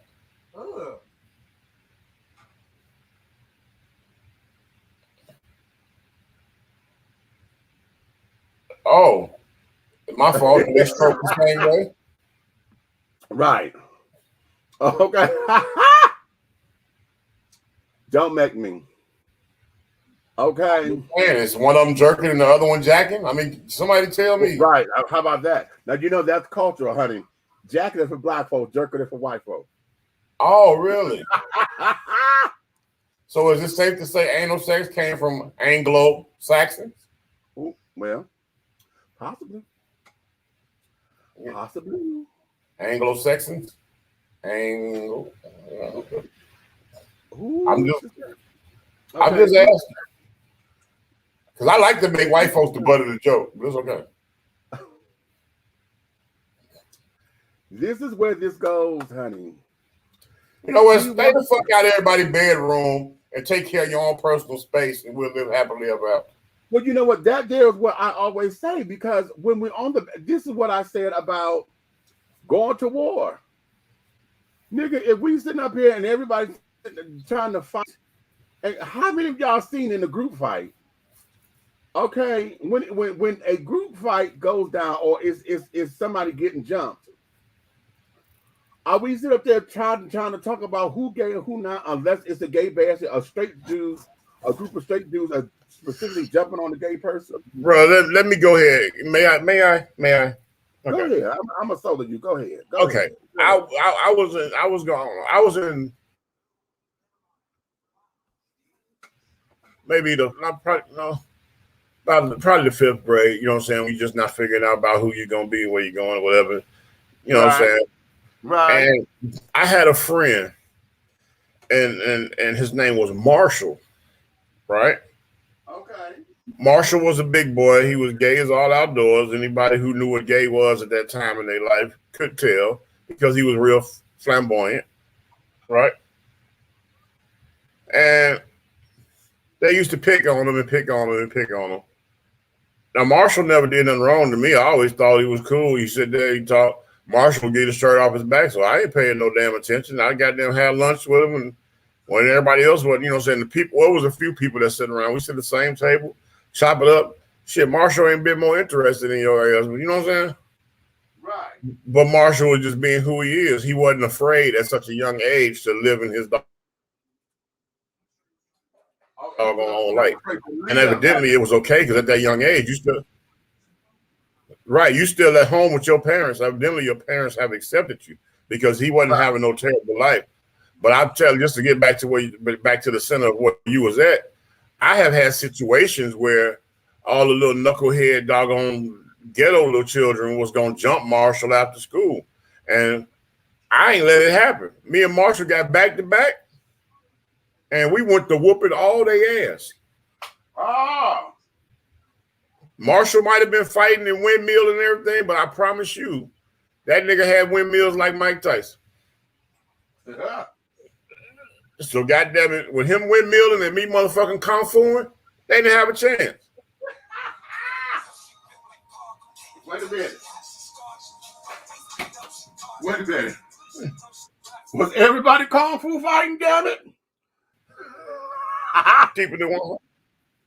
Bruh. No, they was catching that kung fu.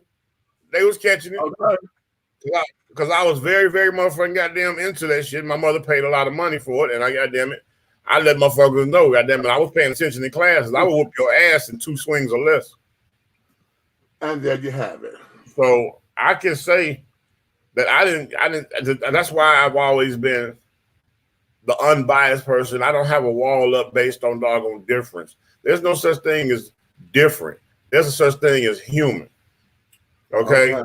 And guess what?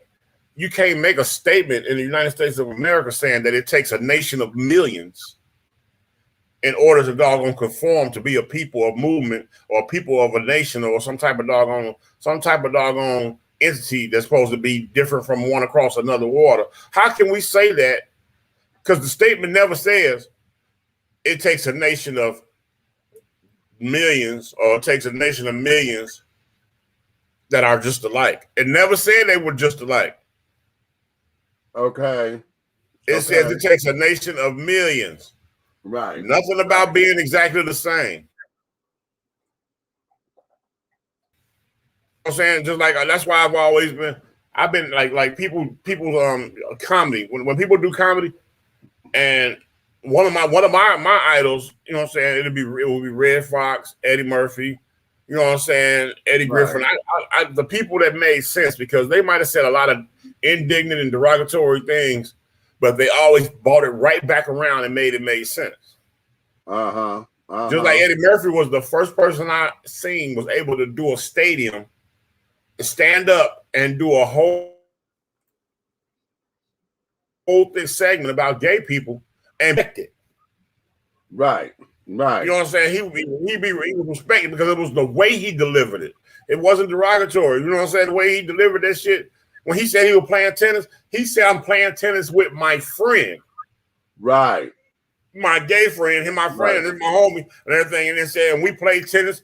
And when we got done, he, you know what I'm saying? He said, woo, man. He said, well, I guess let's go have a beer. And he said, no, I'm finna go suck that dick. He said, well, you go suck that dick. I'm gonna have this beer. And you know what I'm saying? Okay, you know what I'm saying? Like, me personally, I thought that was the most hilarious delivery of one heterosexual man talking about different devices of a gay man, right? Because at the same time, if a Heineken is refreshing to you and sucking a dick is refreshing to you, that didn't make us no different. It didn't stop the tennis game. Okay. See, people got to look deeper into it. It wasn't about the punchline. It was about what went on before. Boom. Okay. Boom. Okay. Right. Let me go to the comments. China and end of story. Socking it to the children. They ain't having it, but they kids gonna get them together. Watch and see. You know what? Let me tell you like I know. Okay. There's going to be a coup. And here's something that's bothering the shit about me. Because I'm seeing this in the comments all the time. Well, I bet they not gonna get listed as being homophobic. Okay. I bet they not gonna get listed as being haters and things of that nature. You know, where's the LGBT community to come up against them? You know, are they gonna get, you know, they doing all that bullshit. And I'm like, okay, apparently you have not paid attention, but I'm gonna go to this article in a minute. Let me get to these comments. But damn, they can't take you anywhere. Okay, right. You know it, Princess. Sounds something like the evangelicals have been trying to do here in America. Exactly. Exactly, which is what I'm gonna get into in a minute. Because see, you know, a lot of times we like to mimic shit. Okay, we like to mimic shit a lot. Okay. Plus, it could do what they want. It's their country. We got way too much going on, honey. We in raggedy ass USA, America, honey. All we want to know is if they ban Chinese takeout in raggedy ass America, then honey, it's gonna be hell to pay. And we can't, if we can't get that. You know what? Excuse me, fucks. If they ban the boys, child, okay.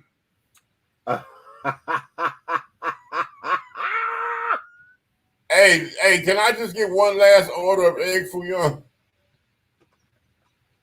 Kiana. Kiana's stupid as fuck. I can't fuck with that one. I can't fuck with that.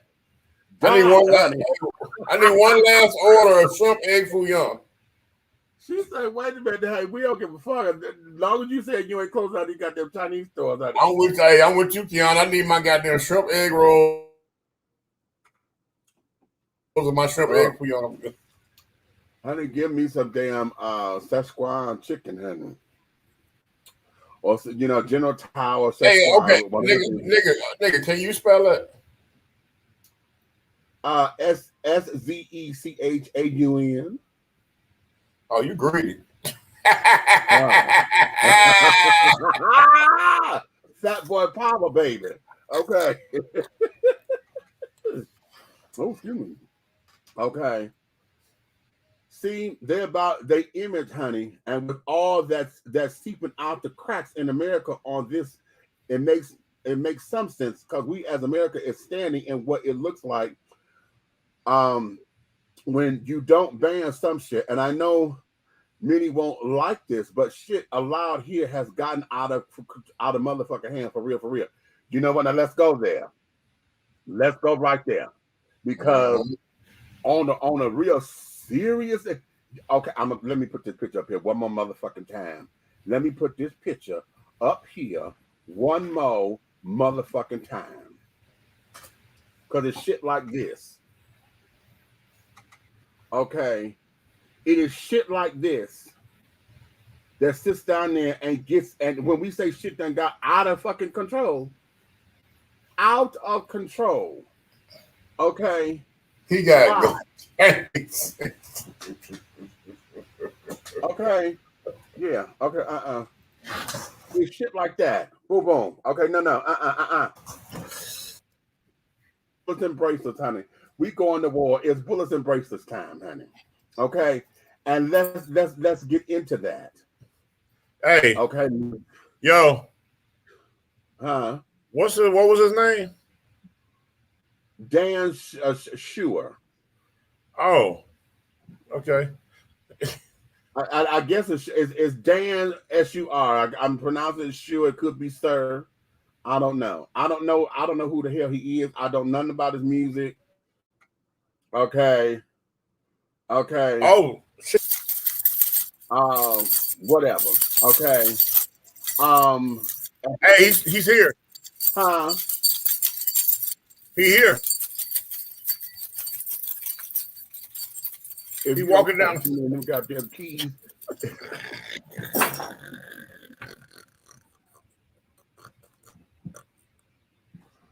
I'm fucking with you. You understand me? You understand me? Hey. I'm not gonna entertain your damn brand of fuckery. That nigga gonna go swimming. They gonna find him in the motherfucker.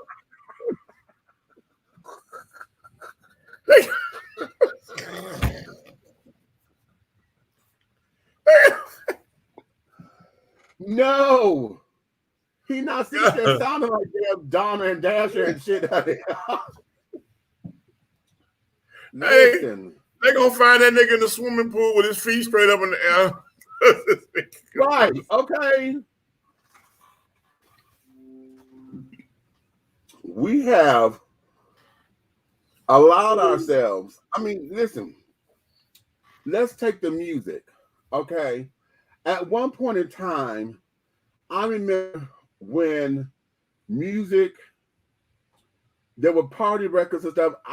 How many of y'all remember when record stores had the adult section in the back, and they had the beaded curtains up, and that's where they sold all the party records and carrying on. Those were adult shit, and you couldn't just go back there. Yeah. Okay. You just couldn't go back there unless you were 18 or older, right? That's where you bought candy liquor at. Okay. Right. Okay. So there was always, it's not like it wasn't around. It's just that we had parameters and you know, we had boundaries. And those who wanted it found it, you know, they went and got it and carried on. Adults were adults. They didn't act like this around children. Hell, I come from the era where kids went outside when adults were playing and talking or whatever. I told y'all this story before. My mother, Lord, what was the dance at the time? Was it the Freak? And it was something else. Whatever the little nasty little dances were. It was we were standing on live cast, honey, 1248 live cast, child. And they wanted to, all the adults wanted to get into this dance, right? They wanted to do this damn dance. And so they turned the music up. But they took all the kids. They put us outside. They put us outside and closed and locked the goddamn door. Now I'm gonna tell you, the window was up and the curtains were closed, but you know, they were light curtains, but and the window was blowing and carrying on. I mean, the wind was blowing so you could see the curtains move. And of course, you know, precocious me wanted to be nosy and see what the hell was going on. Precocious. Okay. Yeah. So what had happened was I'm sitting down there on the porch and I get closer to the window so I could look in, so I could see what the hell was happening, because what y'all do was so damn important that we couldn't see, you know. And I happened to see just a taint of what was going on. I couldn't see the whole thing.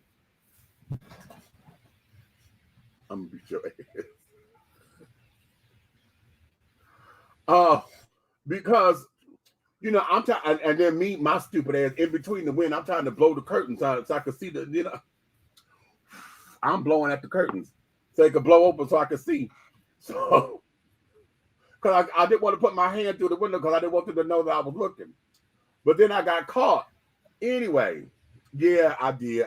I know. I tried to blow the curtains open. So I got caught anyway.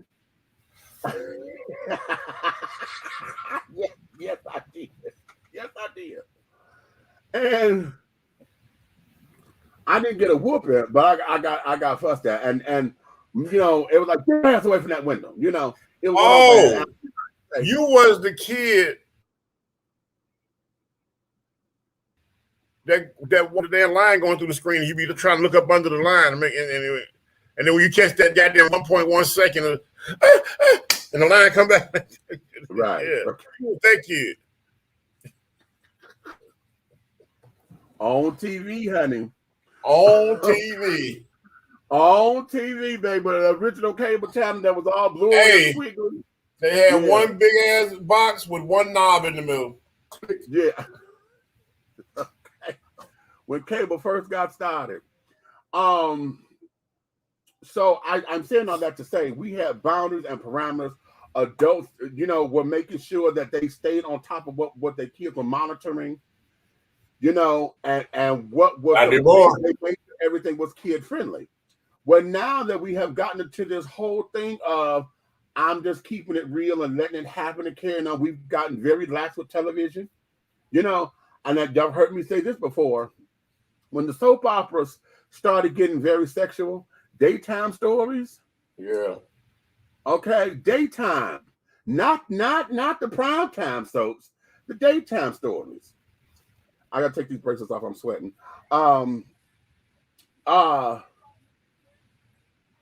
They started getting very, very, very sexually explicit.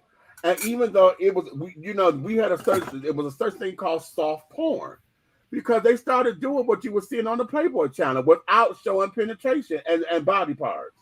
You know, you sitting there watching a woman ride the dude and carry on. You know what that is, you know, on daytime television. So it's like, what is all of this? So when we started letting TV become that way, it then started to open up. When the FCC started to relax restrictions, okay, we now can cuss in the damn music and carry it on.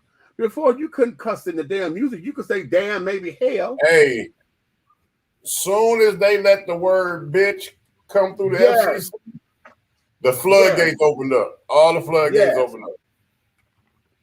Yes, indeed. Yes, indeed. Yes, indeed. Bitch and ass. When bitch and ass got approved by the FCC to be able to stay on television, the floodgates opened up. Baby, what you say? Okay, what you say? And now they want the big mama to go through. They try so hard to get the big mama to go through, but they keep bleeping her. Okay, they keep bleeping big mama. Or you know, they not say motherfucker, but they say mother. Or if somebody say fuck, honey, what the fuck? You know, they stop at mother. They stop at mother. Yeah. They stop at mother. Yeah. Okay. So. Yeah. Shut the front door. Right. Okay. So we get, you know, we have allowed for images and stuff to be distorted and things of that nature. There's no balance. See, that's the other thing with this too. You know, we're seeing stuff, but there's no balance. We know it's a part of life, but there is no balance. There is no balance. A lot of folks who are upset about a lot of alphabet children being in your face or whatever, because everything in the world has been from a heteronormative. Okay, like the world is not all just straight folks. Okay, the world is gay, and everything else that's in it. However, what you want to show, the world is gay. What you want to show is all of the ridiculousness, honey. And I'm not saying that flamboyancy is ridiculousness. What I'm saying is you want to take all the buffoonery. Okay, you want to go to, you know, all of what you think gay is supposed to be. The same way how when black folks started coming in, y'all wanted to do the Bug Island and the Yezza and all of that kind of slave shit from back, what you thought black was. And when we shaped it and said, no, this is not us. You know, we had to come out of that and go here. And it became, now we only have a certain image because you only want to see us as thugs and prostitutes and preachers, you know, struggling families. You don't want to see us with money and carrying on. You don't want to see us as middle class and upper middle class or even high class, you know, upper class or whatever. You don't want to see that. As long as it's in your particular box, we okay, right? So now when we expand those particular images, now it becomes a problem. But what has happened in the expansion of the images is that we don't have balance. If we were able to sit down there and to balance this out, to shape it, then I think we would have a better handle on what this is. When television went to being 24 hours, when TV stopped going off, that they also pushed the boundary because now we get bombarded with all kinds of images and shit. Okay, y'all want to talk about sex and carrying on, about how sexual confusion can shape a culture. No, it doesn't shape a culture. What it does, it causes an addiction. Because as long as this fool thinks he can get a nut off of something, he gonna sit down there and watch it. Why you think HBO came out with Real Sex? And every time you turn on something, you know, it was late night television. That's when all the adult programming came on, and the Playboy channel, when the and who else had an adult channel or whatever? Playboy, somebody else. And you know, you had all these images and stuff, and then that's when we heard the word soft porn, and then it became rated X. But then X-rated became a single X-rated, honey. Don't mean nothing nowadays, honey, because you see that in a rated R movie now. You got to have a triple X-rated or NC. Well, a double X is not NC-17. Nobody under 17 can see this. But a triple X-rated movie, honey, this is out everything. You got to have spectrum. Okay. So, you know, we have lost that and we've gotten out of control. And we got to find ourselves to come back to happy medium. And now, with reality show television being what it is, everybody got a platform now. I'm grateful for the platform because I consider myself to be one of the responsible ones. Okay. However, everybody's going to consider themselves to be responsible because they want to say, you know, this is the shit that I want to put up here. This is the shit that I want to talk about. Okay. How is it that we have people who do shit just for the shock value of it? There is no way that Morton Downey Jr. should have been able to come out with his talk show. Morton Downey Jr. is the grandfather or the godfather of what we know as reality television now. When he started coming out on his talk show, shut up, zip it, we don't want to hear from you no more, blah, blah, blah, blah, blah. We can't hear you, you're a fool, you're an idiot, you're no good, go to a commercial, he's dumb. When he started doing all that, that opened up. Jerry Springer started off as a very respectable talk show. He was very respectful. He didn't shy away from strong topics or whatever. He was very respectful. Then when he started all that stupid ass shit, and it was the stupid shit that started to get him paid, that's where he stayed. The stupid shit got him paid with all these fuckers fighting and carrying on. Now y'all setting up shit. You got folks going on the show just to be on TV. I got something to tell you. I got a secret. Oh, baby. Ain't nothing you gonna say that's gonna change my love for you. I got a secret. I fucked your mother. I'm transsexual. Really? Bitch, we saw that a mile coming. Okay. Oh, I knew that all the time the other day when you were teabagging me. Yeah, I know. Right, okay. I'm transsexual. I was like, baby, you're awfully needy. You know, so when they killed me with that. Well, you know what? You know what my problem is with that? Always been. You gonna tell me that you've been smashing this nigga and don't know it's a nigga?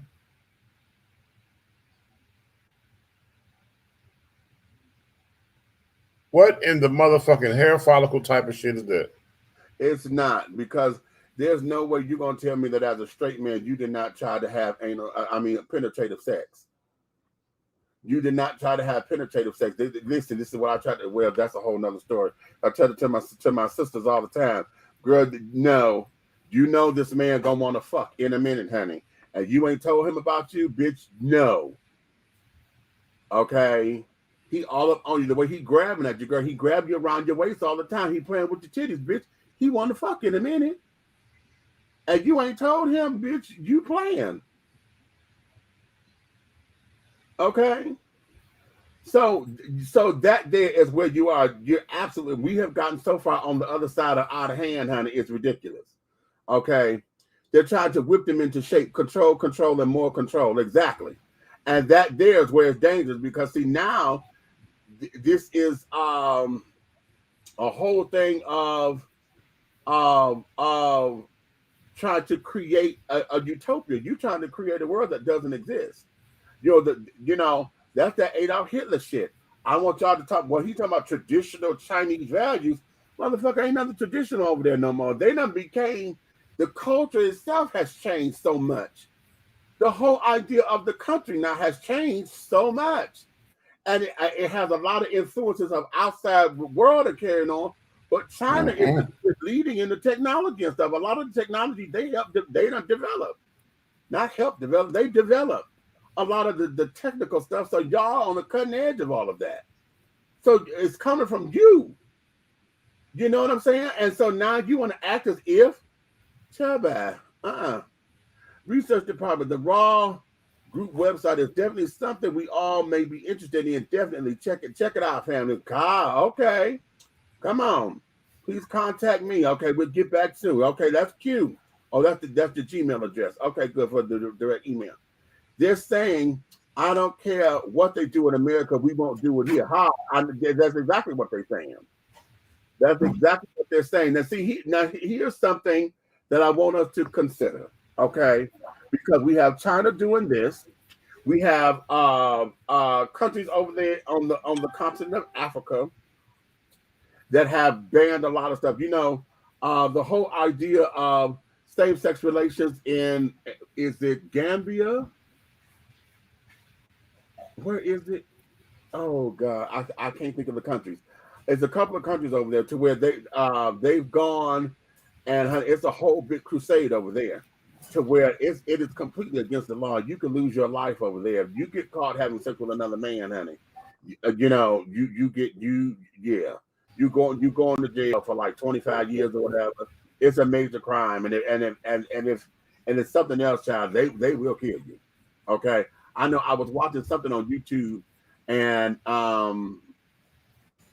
no, this particular guy, no. It's one, the guy was stealing something, and it was almost as if the whole entire country was against him. They ran him over with the car. They ended up putting that man on fire. They ran him over with a car. They do that with the gay man too. Okay, a suspected gay man over in Jamaica. There's a whole big old thing. There was a trans child over there, honey. Okay, that right there, I've heard about. Okay, you said Jamaica. They hard on the gay man over there. Oh, honey, listen, I watched that child come through, and she was done up, honey, and that entire town, they were trying to get at that baby. She ran up in the store, and they had to call the police. And that entire town, it was almost as if their whole entire island, they was about to tear that man's store up, trying to get at that boy. Okay, and I'm gonna say boy because I don't know if she's identifying as trans. I just know she was done up. Okay. They had to get the police, and the police had to put a barricade between the car and the boy because they were trying to put the boy in the car. And when they got him in the car, tried to drive off, the children tried to tip the car over. Wow. Do you hear me? They tried to tip the car over to get at the child. All because of him being gay. Or at least gay. I'm going to say at least gay. Okay, because he could have identified as trans. So, you know, the shit that's out there. That shit is not cool. It ain't cool. And for us to sit down there and fight for it, to fight about it and carry it on, and for us to, you know, for people who don't want to believe that it is what it is, you know, I have a hard time with that. I have a hard time with folks who don't want to let people live, who don't want to let people be who they are. At the same time, we have to have boundaries. You're not going to sit down here and tell me, oh, live and let live. Oh, I don't care about you being gay and this, that, and the other, but you can't look in my face. You can't have nothing on TV. I don't want to see this. I don't want to see that. How the fuck am I supposed to live? Okay, because right now, what you're telling me, even if I create my own content, for me to have it, it's gonna get banned, at least over there in China. Because if they don't even have no place, they don't have no way to broadcast it. Even if it were to go on the internet, honey, because they got internet security and shit, they gonna stop it. I can't even send it to you. If I got my own little crew or whatever, I can't even send it to you. You know, to say, okay, we just gonna watch this amongst ourselves. Okay. So yes. We have it's ridiculous. Okay. This is having Africa, Jamaica, okay, right. Well, God, just right. Okay. So Tyreek is co-signing this thing China doing. Yeah, Tyreek is co-signing. He co-signing a lot. He co-signing, honey. He should have wrote the motherfucker. What's that? More division, exactly. Okay, what you say? Shaking my head. Yes. Okay. Yeah. Same with Dave Chappelle, I feel. As far as what, him saying it or okay, flush that out a little bit for me. Okay. Orange chicken and spring rolls or the beef and broccoli. Okay, wait a minute.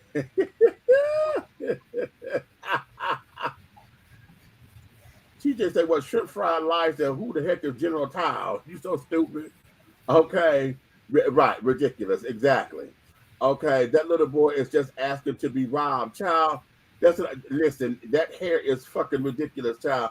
They gonna snatch that motherfucker, child, cut his head off trying to get to the gold. Little leprechaun, honey.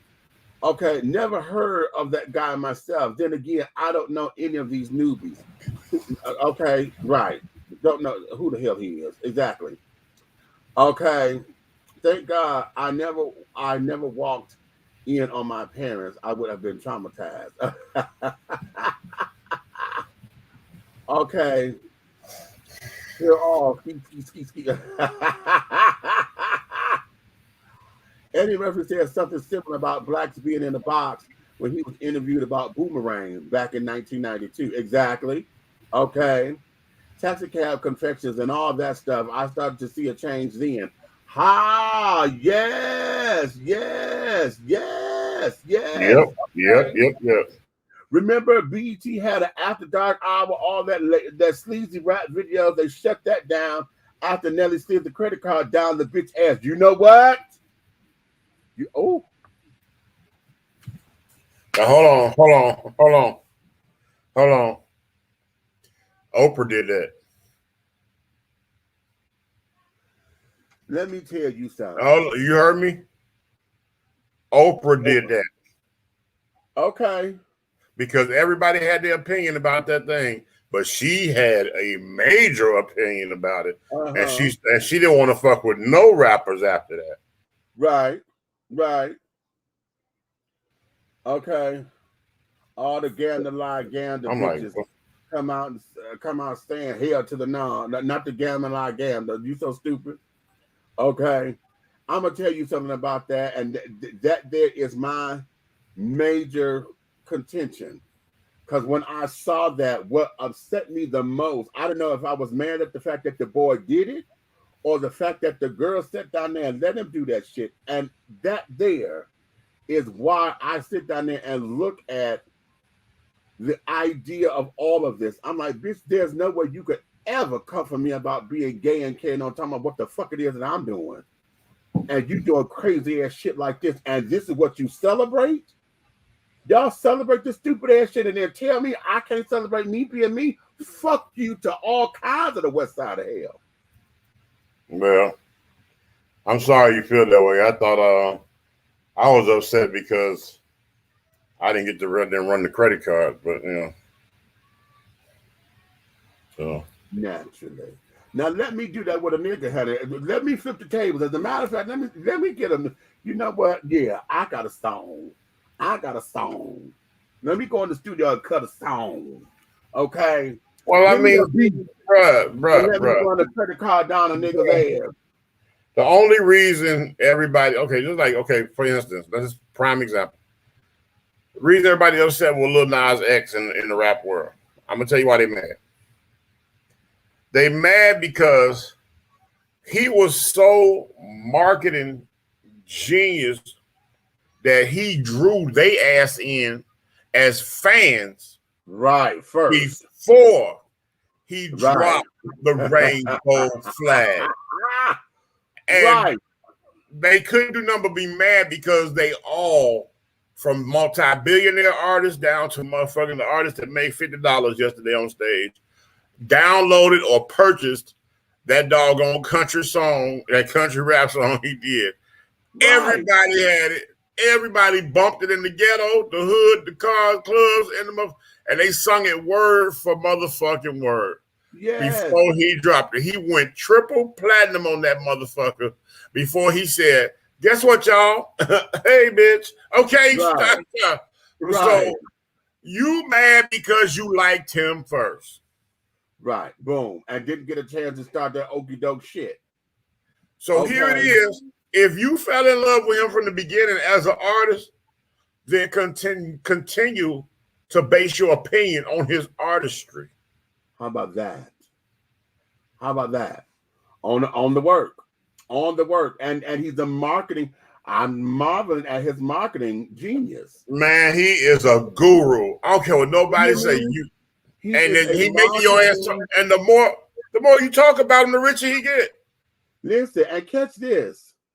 Now, the latest thing that he just did, you know, he got a baby registry now, right? Yeah. He created a quote-unquote baby registry. So when you go to his website for the baby registry, what it is that each particular track on the album is a different donation to a charity. Wow. It's a different donation to a charity. When I saw that, I said, you evil genius, you.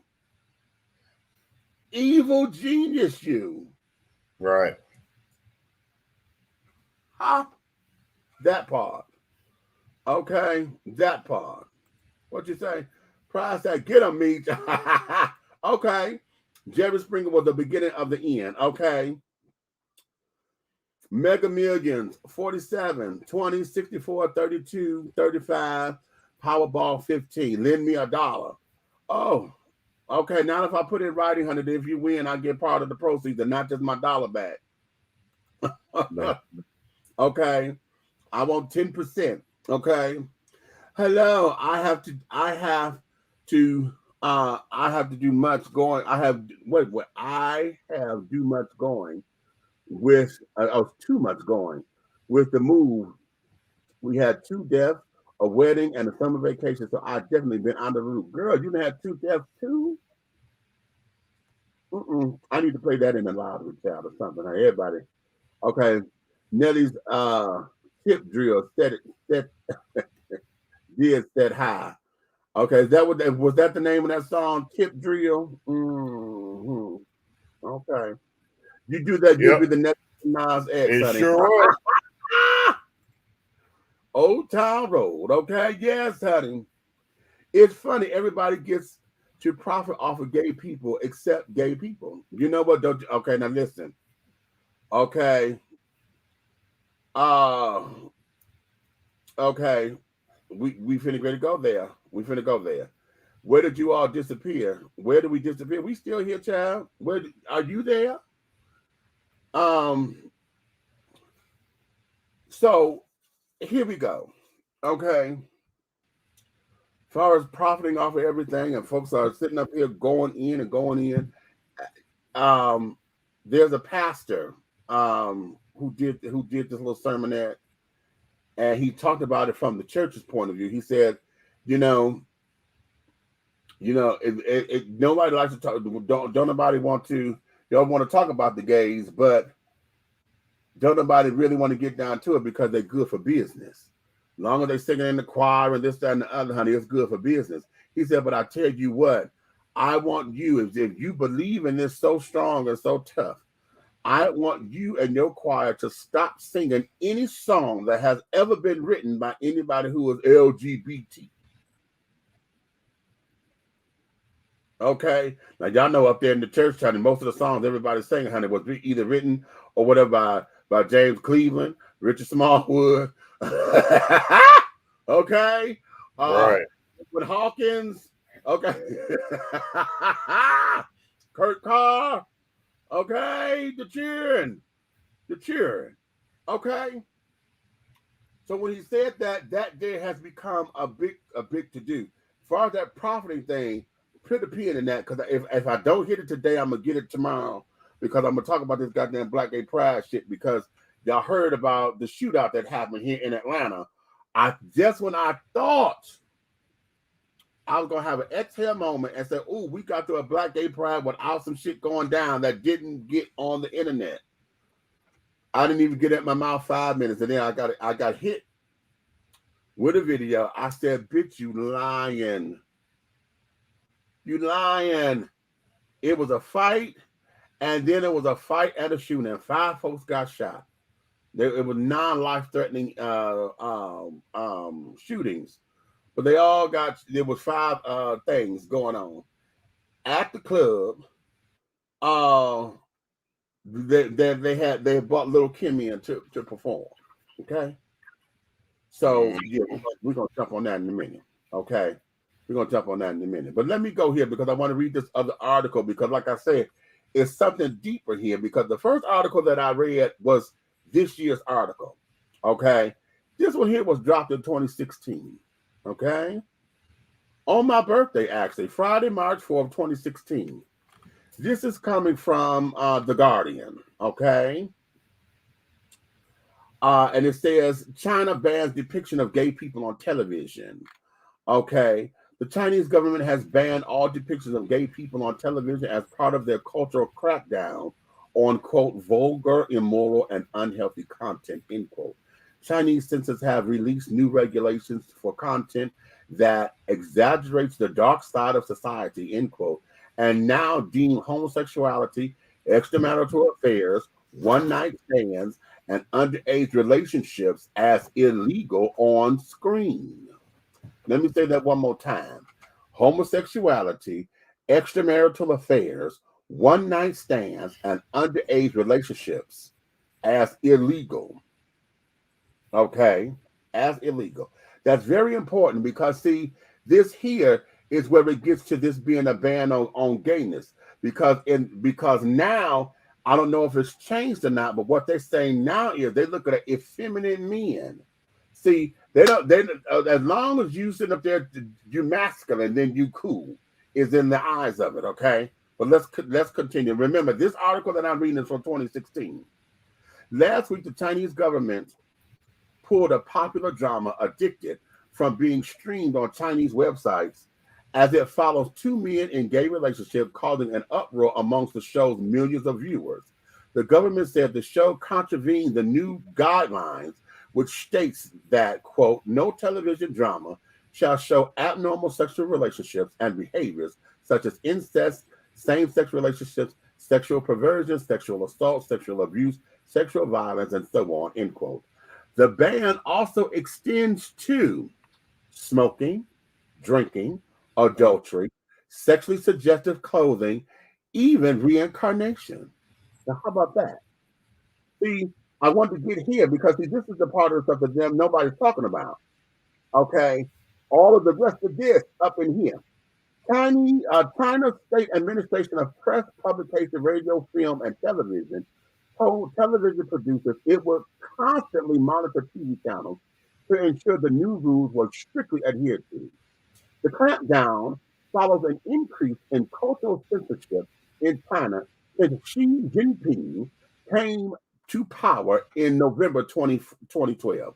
In December 2014, censors stopped a TV show, The Empress of China, from being broadcast because the actor showed too much cleavage. The show only returned to screens once the breasts have been blurred out. In 2015, a documentary about young about young gay Chinese called Mama Rainbow was taken down from all Chinese websites. The new regulations have angered gay activists in China who have fought for 2 decades to overcome the substantial stigma in their country against homosexuality. It was also decriminalized in 1997 and was taken off of the official list of mental illness in 2001. Okay. In November, one Chinese campaigner took the government to court over its description of homosexuality as a psychological disorder in textbooks. Okay. So that's the article from 2016. Okay, from The Guardian. Okay.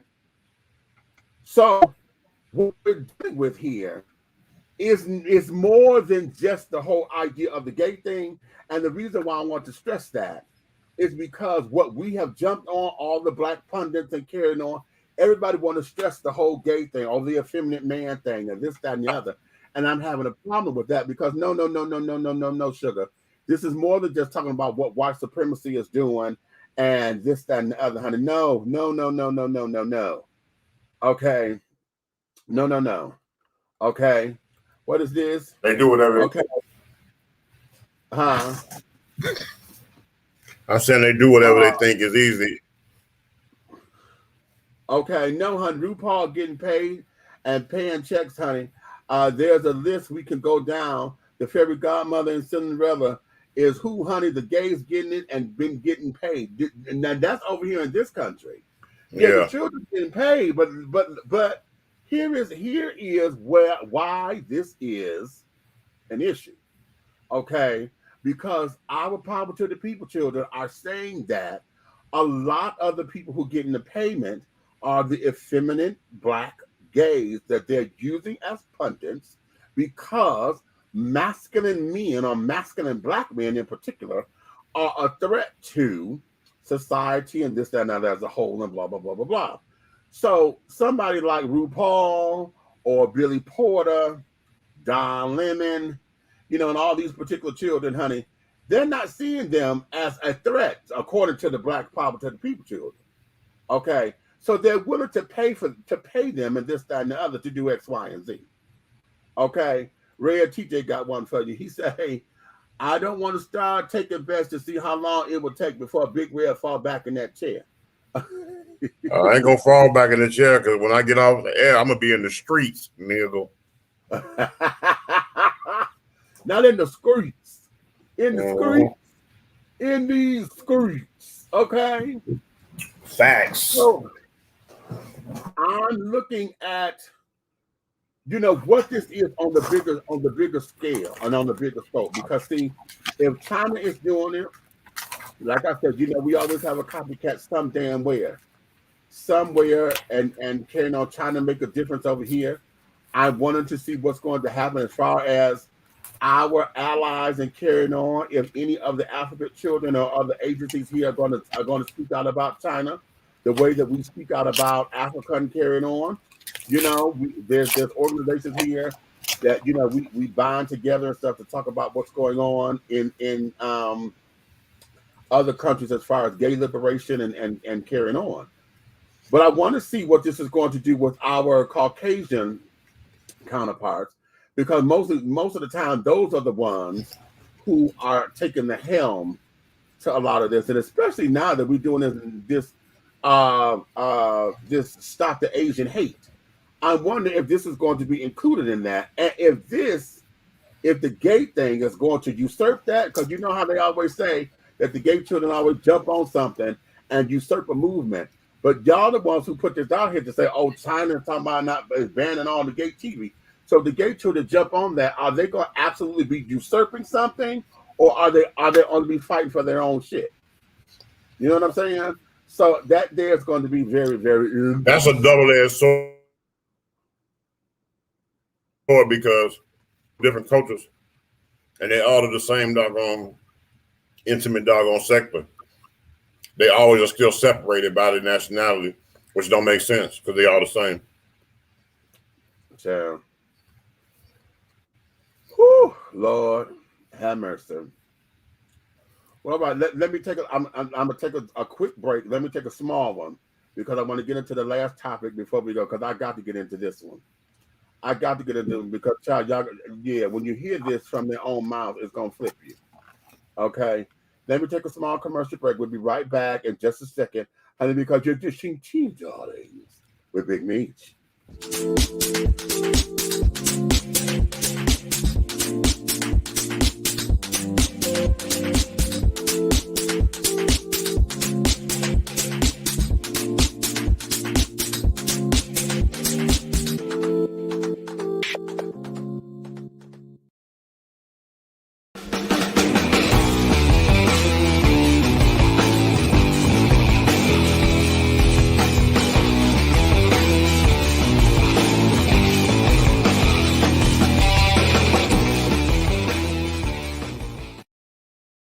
Have you tried Big Rob popcorn? It's a wonderful anytime snack that everyone will love. Available in 3 flavors. Grown and Sexy, which is the perfect mix of cheddar, cheese, and caramel. Sugar Shack, a fruitful flavored mix of watermelon and apple. So delicious and good.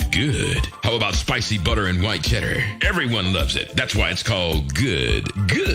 All Big Rob snacks are manufactured in an FDA-approved facility and flash sealed for freshness, safety, and worldwide delivery. To order, call or text 937-367-8650. That's 937-367-8650. Or contact Big Rob via Instagram at Hey Big Rob. As the holidays approach, take advantage of the holiday special. Purchase more than 2 bags and receive a free CD. Call or text 937-367-8650 to place your order now. Big Rob popcorn, the perfect snack that you will love. It's so delicious. And we are back down. I'm down here eating my Big Rob popcorn.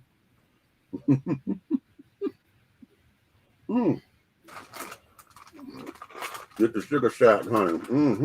Oh. Yeah. That's that watermelon and apple. God, yes, yeah. I'm going, I'm trying to talk with my mouth full, but oh.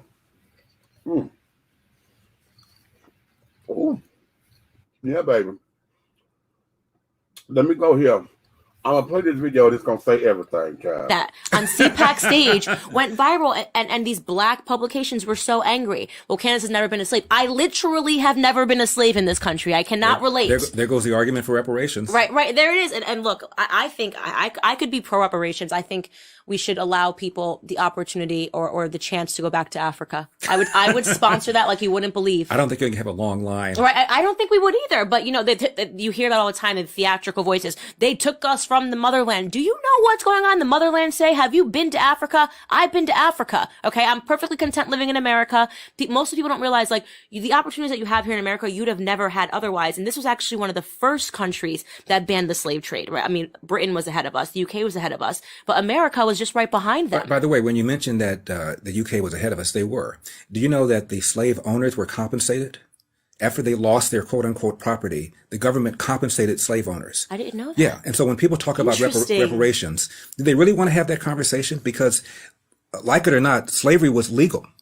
And so their property, their legal property, was taken away from them after the Civil War. So you can make an argument that the people that are owed reparations, and not only just black people, but also the people whose quote property, close quote, was taken away after the end of the Civil War. So what do you make of and by the way, that's why there was no war in the UK.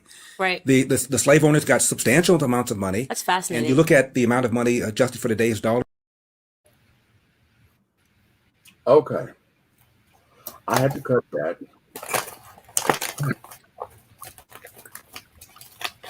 Y'all know those are two people that really try to burn the biscuits. Okay. And it's not because... What's the problem? Okay. A lot of it is because I'm really trying to get into their psyche. Okay. I like to get into hers too. I'm trying to get into their psyche because what ends up happening, and I think Larry also has a white wife. I know Candace is engaged to a white man. And Not that interracial marriage and dating and stuff is wrong, and y'all know how I feel about that. How do you feel about it? How do I feel about it? I feel that if you're looking for love, genuine love, and generally looking for love, you're not going to dismiss it in the package that it comes in. Okay. Oh. However, I do have a problem with folks who claim that they are exclusively dating outside of their race. That's a problem I have right there. When folks and that's on both sides. I don't like to hear that when white folks say I exclusively date black or whatever. I don't like to hear black folks say I exclusively date white or any other that's outside of your race. I can understand preference, but I don't like exclusivity. And the reason preference is understood, Meech, but preference is also how can I say, preference is just as bad, because I spent a lot of years of my life, and if you wasn't Alicia Keys' color, I wouldn't even speak to you. Right. And you could be in my face saying hello, and hell, you could buy me motherfucking a meal. I wouldn't take it. Okay. Well, here's the thing. Let you be fair-skinned like Alicia Keys, or look like some type of half-breed. Was it actually preference or was it exclusivity? See, that's the thing. And I do a thing on this where I use the ice cream analogy all the time. I like ice cream, okay, and I will eat ice cream. Okay. I prefer chocolate ice cream, but I'm going to eat ice cream if you put it in front of me. Okay. Well, that's preference. Exclusivity becomes I only eat chocolate ice cream. I don't care what other ice cream you got. If it ain't chocolate ice cream, don't put it in front so of me. let me speak your language. Okay, well, I can speak your language. Okay, I like ice cream. Right. All right. But if I had a choice, or should I say my preference, I would lick a vanilla ice cream cone, but I have to use a spoon with a chocolate. Okay. You feel me? Okay. So I don't mind the vanilla all over my face, but the chocolate I have to approach a different way. Okay. Right. Right. Now exclusivity, like you said. Exclusivity. Okay, I need her to be a non-English speaking island woman that looks like she's from an Asian Hispanic gender type thing. Okay. Yeah, we need that. In other words, I love me some Alicia Keys. I'm definitely goddamn comfortable, you know what I'm saying, with Gabrielle Union. But I would do some terrible shit to Apollonian. Okay. Well, here's the thing. A lot of that, see, what you're mixing is, the way you date and what your fantasy is, and this, that, and that. Those are separate issues. Okay. Right. Those are separate issues. But when it comes down to understanding between preference and exclusivity, I wouldn't even call that exclusivity, because what it is, exclusivity is for you. Okay. Let's do it this way.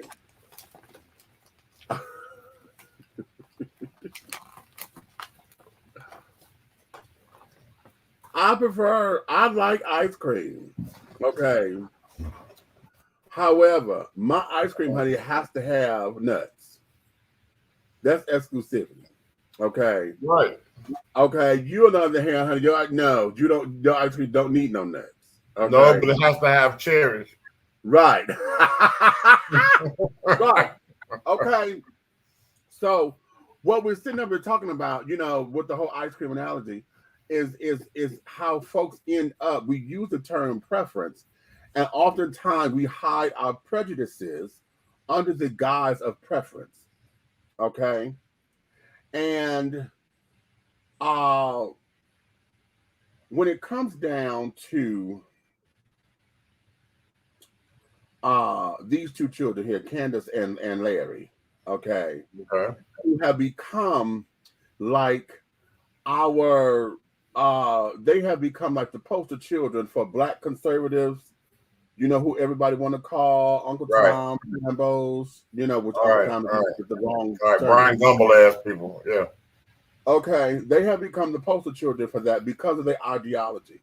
And oftentimes I don't subscribe to them because it sickens me at times, because I'm like, what I'm hearing is that oftentimes you're making excuses for what you consider to be American behavior, when it's not American behavior. This here has been the colonizer, okay, and their ethics of what you're saying is part of the American pie and the American dream. And oftentimes when they go forth, they keep saying that everybody, you know, Black folks want to be, you know, they want to talk about being victims of this, that, and other. I have never once considered myself to be a victim, and I don't know anybody in my circle who considers themselves to be victims. But what we do know is, based on the opportunities that have been limited, you know, we don't, yes, it's true, we don't take advantage of a lot of the opportunities because a lot of folks don't know how, you know, some folks don't know. There are the others that don't want to know. And a lot of times we end up getting painted by those who don't want to do. So a lot of the ills of the Black community and the things that are seen as the veins of our existence are usually from the scope of the hustlers and those who are trying to get over on the system. Those who don't want, who act as if they don't want no better. You know, they're usually the ones that we throw away anyway. But you gotta look at okay. Look, okay, I'm a prime example of everything that we're speaking on. Okay. Mm-hmm. If you look at what I thought as a young man growing up in life, if you thought what I thought would be exclusive, you know, exclusivity or preference, right? Within my life. If you look at that travel journey I went on, a lot of times you do not have control over your intimate conquering, because you will find love and would never look before. You know what I'm saying? It will spark something in you that has never been touched or never been sparked. You feel what I'm saying? Right. Yes, I have always been crazy about high yellow heifers, the whole 9 yards. But ask me, how well did I treat them? Right. Okay. Well, that's a whole different. Right. Exactly. Yeah. But at the end of the day, you look at God's humor, or should I say, the map of which we doggone follow in our lives, because all of us have a different GPS direction. You know what I'm saying? When it comes to life, you look at it. I have a beautiful Black woman. That's my wife. Okay. And she's the opposite of everything I chased as a young man. Okay. So could it be that I was chasing something that I knew that I could run over, and when it was time for me to settle and be fair to a woman, I got what I really wanted? Could be. You know what? What probably was the key was that being young, you're probably operating in superficiality anyway. Most of us usually do. Most of us operate in their whole world of what being superficial is all about. You know. Yeah, but also, I'm not so slow to intimacy. You know, I'm very, very verbal. I'm very open when it comes to intimacy and things like that. And I can be honest with myself and the world and say that my encounters with the high yellow, beautiful, you know what I'm saying, Beyonce, Alicia Keys, whatever the hell, high yellow heifers, you know what I'm saying, that world, yeah, those fish don't swim well. Well, that was something that you had to learn. At least, exactly. When I went down in the depths of the ocean and got me some mocha latte, Them motherfucking fish swim absolutely wonderful. And then everything, if I think of my doggone greatest times of swimming in the sea, it has been with the darker woman that I avoided. And here's what it is. And that's because I truly believe that the conditioning that you had from your grandfather, okay, is what you had to learn. Because oftentimes, see, this is what I'm going to get into with these children. Oftentimes, what ends up happening, we follow suit because we were taught this. Okay, listen, when you're taught one thing and then everything about you says something else, you know what I'm saying? And you start to waking up to it. It's like, okay, wait a minute, something. All right. Okay, something. What the hell is this? Because see, now it upset the apple cart. It's like, okay, wait a minute, wait. We supposed to be rolling on round wheels, and I got a square one up in here, honey. We cook, cooker. Okay, what's the problem? And then once you start, because you know what I'm saying, you, it's like this, like you were saying that light skinned woman was the fantasy. That it was what society had painted a picture as what's beautiful in the black community, and you mount one of them.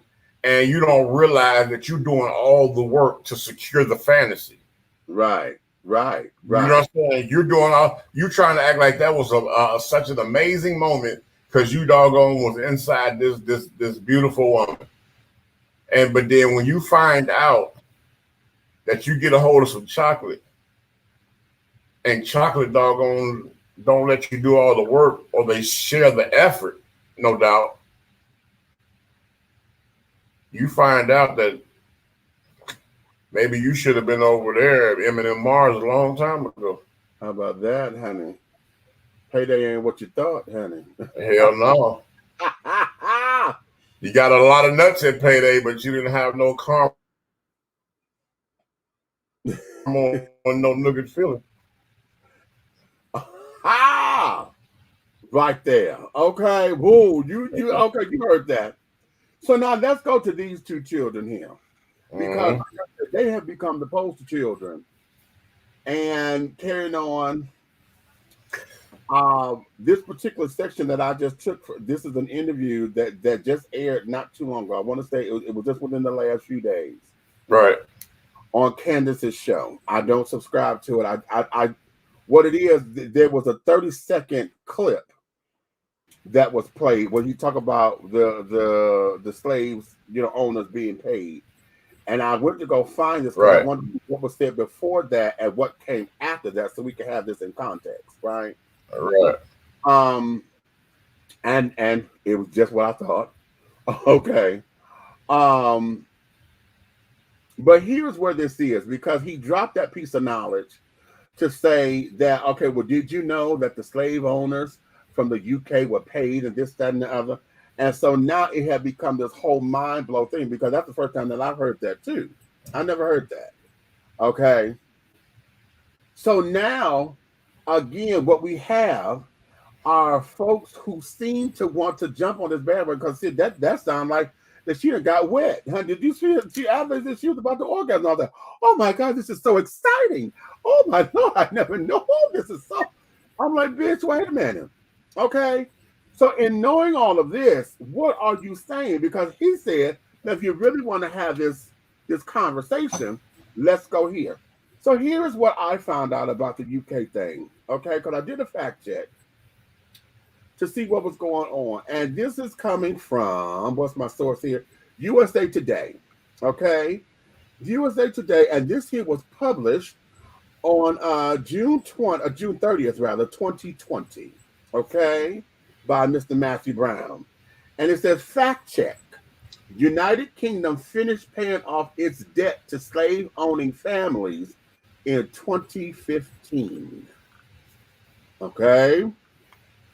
And it says here, the claim, the UK government only just finished paying its debt to slave owners in 2015. Recent fatal police shootings in the United States have led to a global reckoning on the role of race and injustice in society. In the United Kingdom, this dispute has centered on the century's imperial history and legacy of slavery. In 1833, Britain used 40% of its national budget to buy freedom for all slaves in the empire.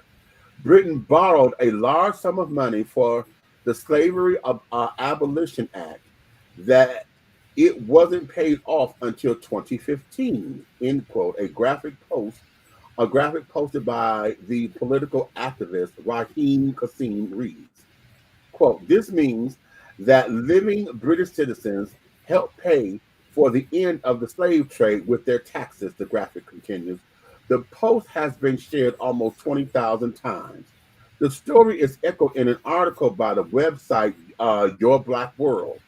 When the United Kingdom abolished slavery, the government compensated slave owners for the value lost from freeing enslaved people.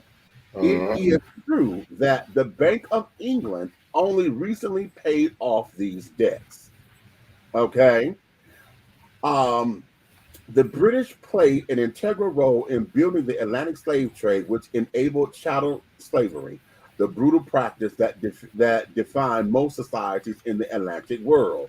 Portugal and Britain were the two most successful, quote, slave trading countries, accounting for more than 70% of all Africans transported to America.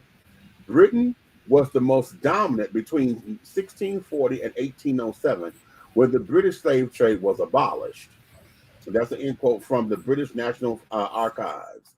In total, about 3.1 million African people were transported to the British colonies across the Americas and the Caribbean, though only 2.7 million people survived the harrowing Middle Passage in the confines of slave ships across the ocean. Anti-slavery sentiments grew in Britain during the same period, with many British and African abolitionists agitating for an end to the trade and the abolition of slavery. In 1807, the British Parliament passed the Slave Trade Act, which outlawed the slave trade in the British Empire. Okay, many, however, simply evaded this restriction. Slave ships were regularly fitted. Oh shit! What did I just do? I done hit something and messed up my damn article. Bitch, what just happened? Oh, you have got to be kidding me. I can't stand this mouse. It does knock me out. Got your nipples off the space bar.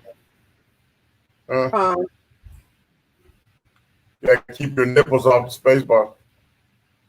You so dumb. Okay. You so okay, wait a minute. I got to go back to where I was. I just picked it back up.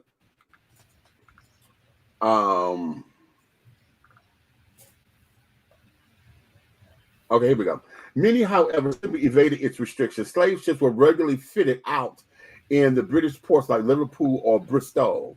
In fact, in 1811, carrying slaving equipment like shackles was not considered proof of involvement in the slave trade. Okay, Marika Sherwood found in her 2007 work. After abolition, Britain and the slave trade since 1807. Oh, that's the name of her work. I'm sorry. British slavers and capital were still involved in the trading of African people to plantations in major slave societies like Brazil, Cuba, and the United States for years after the slave trade's official abolition. Okay. In 1834, the British government outlawed slavery in Britain and in American possessions, though not in its Asian colonies, such as British India, which would become Sri Lanka. Okay, I didn't know that. The British government also paid 20 million pounds, the equivalent of 17 billion pounds today, to compensate slave owners for the lost capital associated with freeing slaves. This payout was a massive 40% of the government's budget and required many bonds to slave owners to effectuate the law. These obligations to slave owners and institutions are the debts that were paid off to the UK government only in 2015. Okay, and it goes on. It goes on. I'm not going to continue reading all of this, but they said yes, this is true, but this here was not. This was brought into effect just recently. As a matter of fact, this didn't become public until 2018. Okay. So now we have these children over here.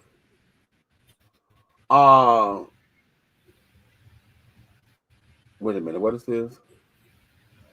As a black man, when I realize how many flavors we come in, I love it all. Okay. So now Trace is a Neapolitan type. How about it? Okay, Neapolitan. Okay. Let's see, the old folks call that color struck or the paper bag effect back in the day. Yeah, you're right.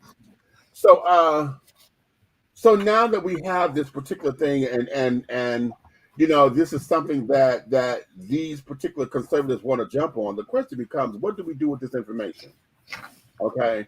How do we process this information to move forward? And why is it that we are not looking at reparations? Because see, the part of the thing that they're saying this, that yes, I think his argument is if we want to do reparations, then we have to pay not just black folks, but white folks too.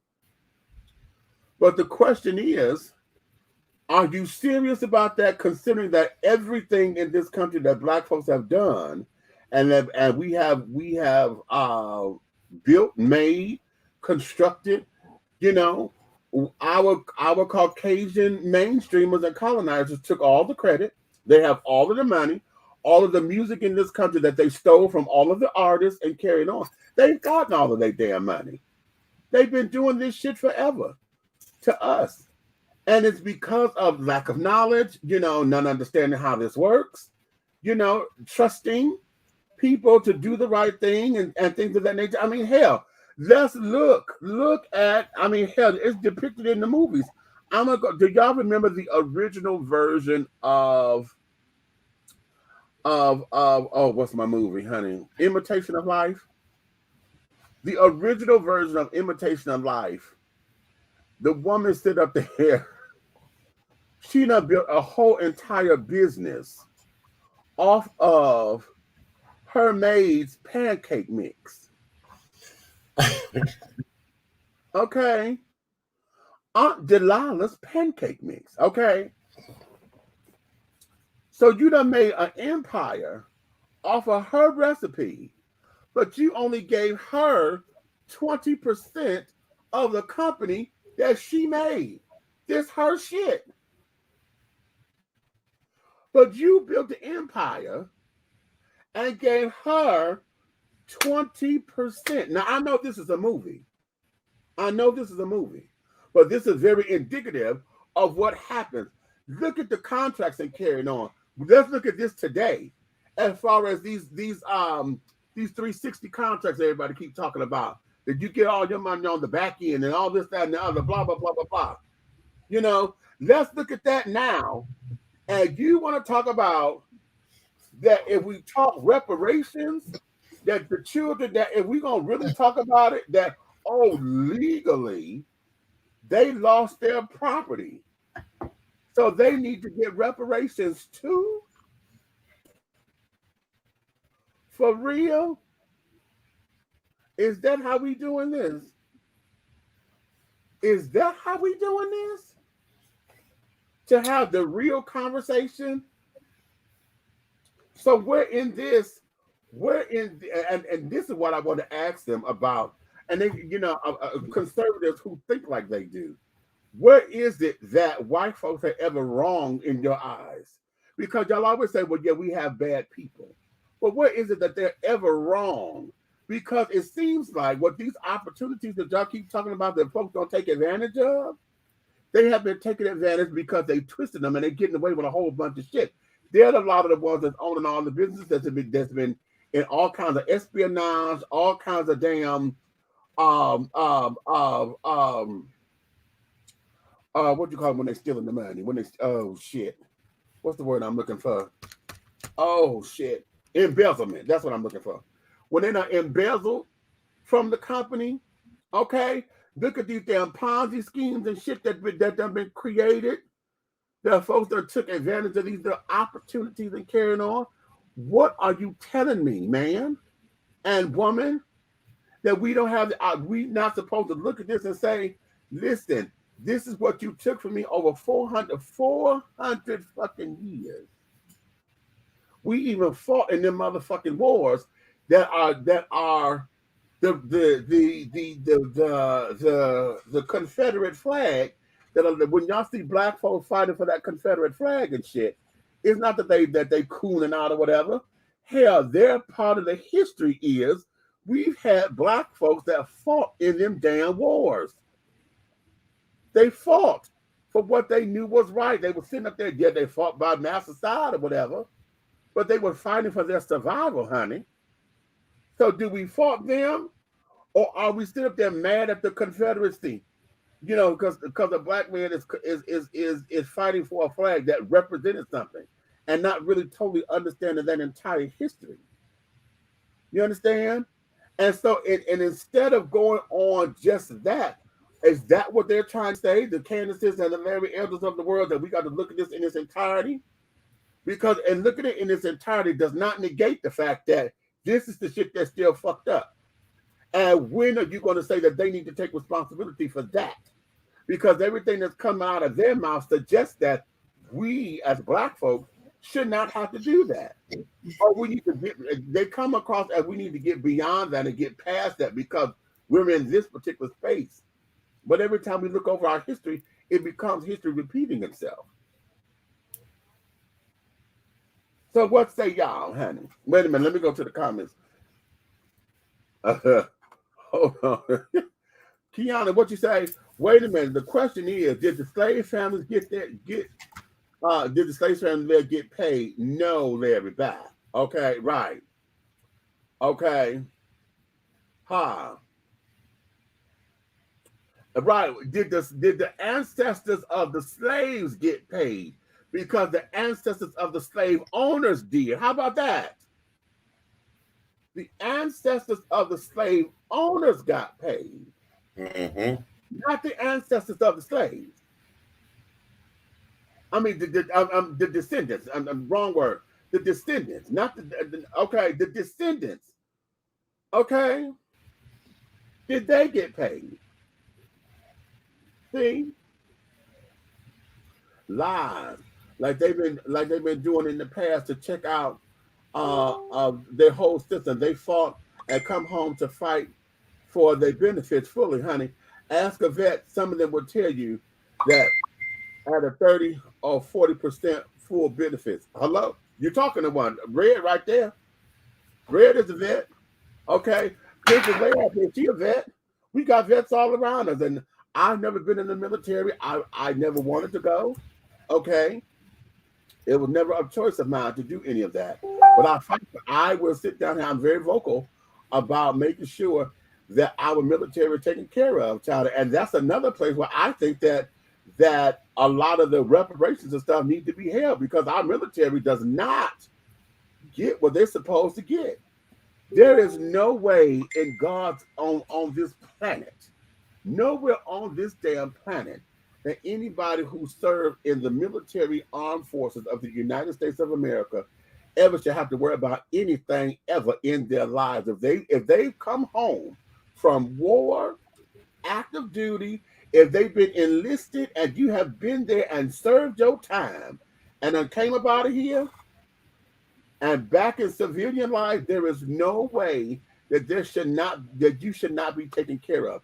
And we can still have Secret Service and things for living presidents and everybody who's been Congress and all this, that, and the other. And they can still have all of that. And we can still sit down here and pay for shit that we have no business paying for. Okay? And our armed forces, they are the ones who have done the ultimate and have laid everything out for this country. And then you got to come back and fight for shit. You got to sit down here and fight for a benefit that they done promised you, number one, but you got to fight for it? What the hell is this? Because what about the military families for those who can't come back?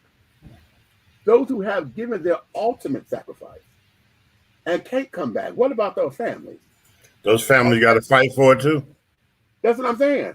And then here's the crazy thing, and I hope this helps somebody. If you don't know what to do or who to talk to or what to say, they're not going to say shit to you. How about that? How about that? So here it is. They're not going to hear the information. They're not going to volunteer the information to help you. And when they don't volunteer the information to help you, at the same time, if you know the information, they still give you the runaround. See. Hey, you know what? I'm going to put it out there. I don't give a fuck who listens. Wow. I'm fighting the case right now with them. I've been fighting it since 2012. Okay. Now, how stupid is that? See. So there you have it. So when we talk about this, you said that to say what, Larry Elder? You know, oh, did you know that the UK was well ahead of us and they end up paying back their slave owners? They end up having to pay them? No, they didn't have to. They did it. And they did it at damn near the extinction of the fucking country. You took 40% of the entire country's budget to pay slave owners, and then now their descendants, and now all of the descendants again who paid taxes ended up, now they just cleared that debt in 2015. That's only 6 years ago, honey. From an 1833? 1833. Let's do the math on that, children. Do the math on that. 1833 to 2025. Huh?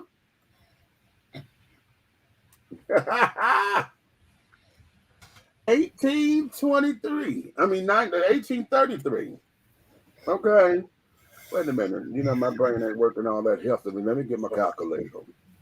Maybe they should have been paying reparations when they was handing out stimulus checks. Oops. So it took them 182 years.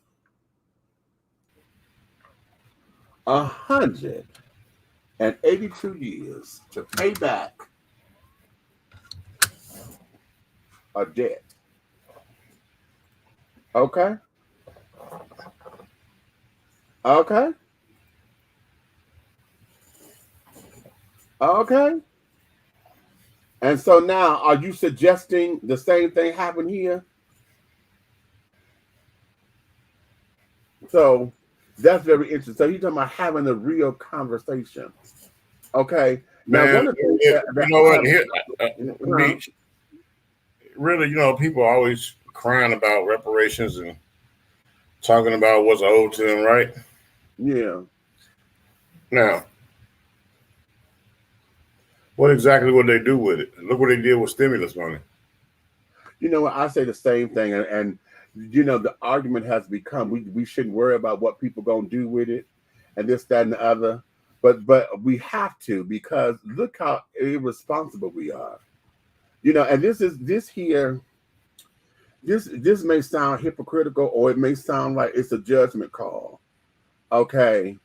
But no, it's a reality call. It's a reality call, because we keep talking about what we're going to do with it and carrying on. We still fighting to have Black-owned businesses. You don't even know how to have a Black-owned business or support a Black-owned business to where we can have economic empowerment here within ourselves, where we could build our own. We're sitting up here trying to fight to make sure that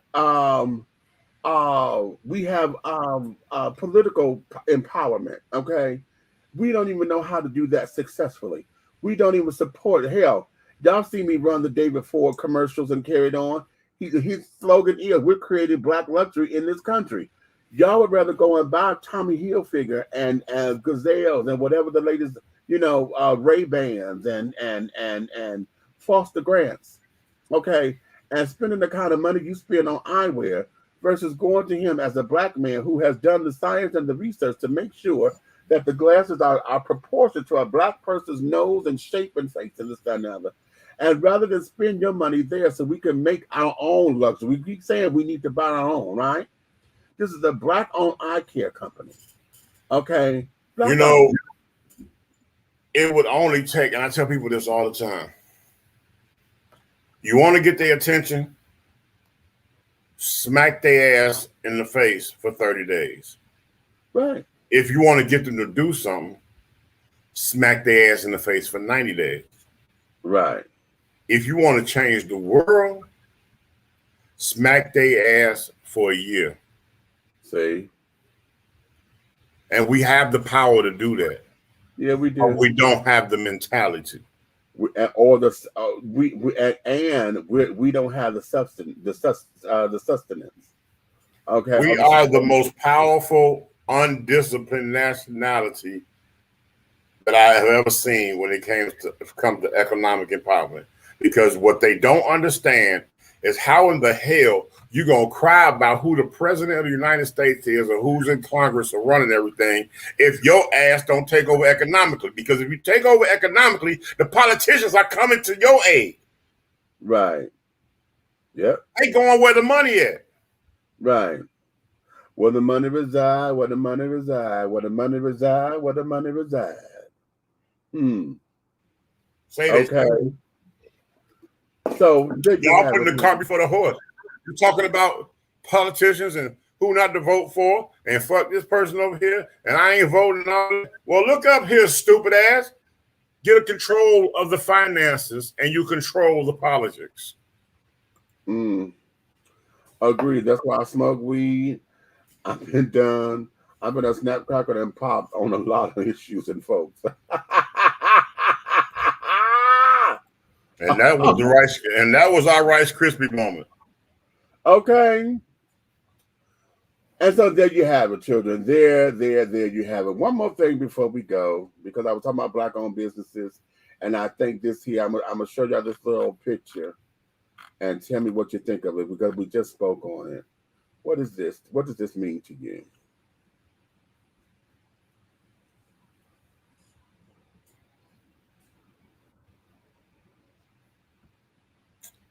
Well, just over broke and financial freedom.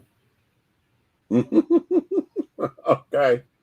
But look, here's what this is, and it's the mentality of it, because when I saw this, I was like, damn, that speaks volumes. I got the job. We're looking at 264 likes, loves, and we got 74 comments and things on this thing, right? I started my own business. Ain't nobody paid no attention. We only got 7 likes and 3 comments. And that's the reason that I was just yelling. Right there. Exactly. And that's why I wanted to show this particular clip and this picture, because when I saw this on Facebook, I gagged at this. I said, that speaks everything. One of the things that we forget to teach is about ownership. We always talk about going to get somebody's job, going out here getting somebody's job, going out here getting somebody's job. We never think or teach about how to create jobs for folks. What happened to, remember how it all started with candy sales and lemonade stands and that kind of shit? Remember when we had the little hustles of going, for those of y'all who live in places where you could shovel, you made your little hustle. You went out there to go shovel yards and rake the leaves and carry it on, because you had your little hustle. Hey, bruh, let me tell you something. My motherfucker, I used to take my allowance and go buy me a motherfucking wide body black shovel from True Value right in the neighborhood. True Value hardware? Nigga. I used to go get that doggone shovel. And when I say, look, I had a doggone thing I call a salt bag. And I had that bag, I fill that bag up with rock salt. And when I shovel somebody's front down. And then when I'm working my way back to their front door to get my money, I'm shaking my bag.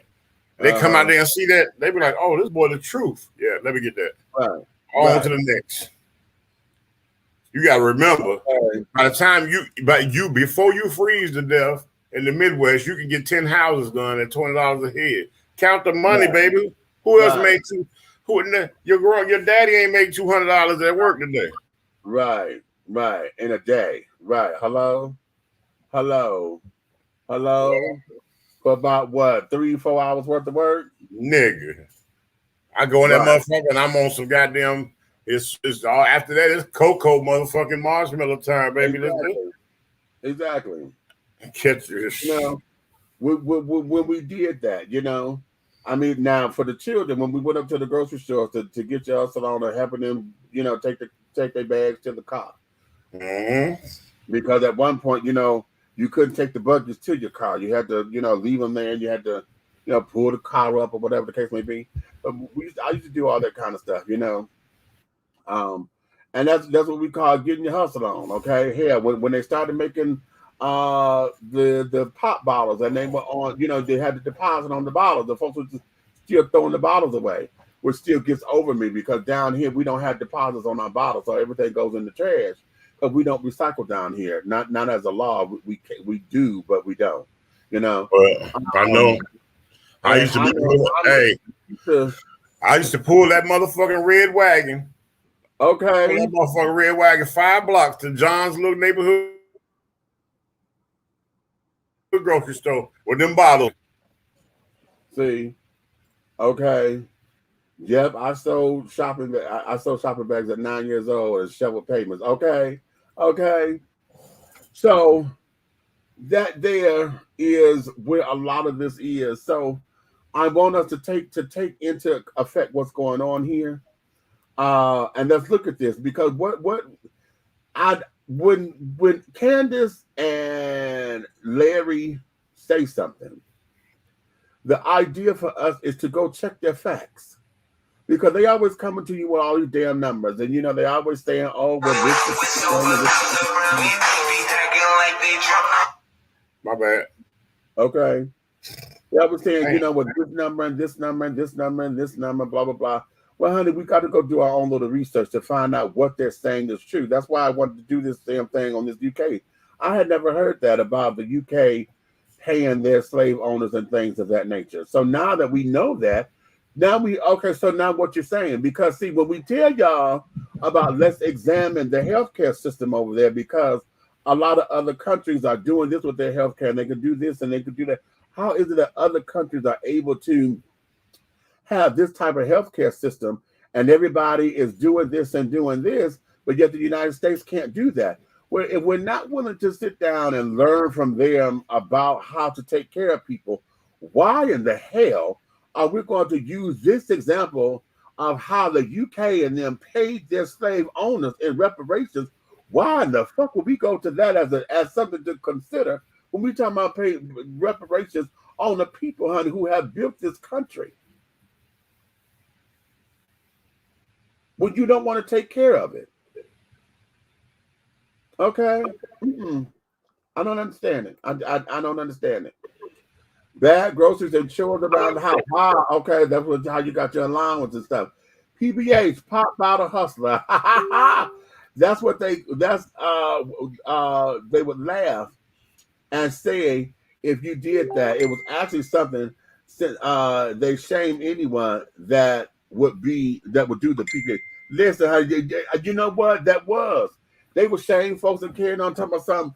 Oh, you collecting pop bottles. I'm like, do you realize how much money this is?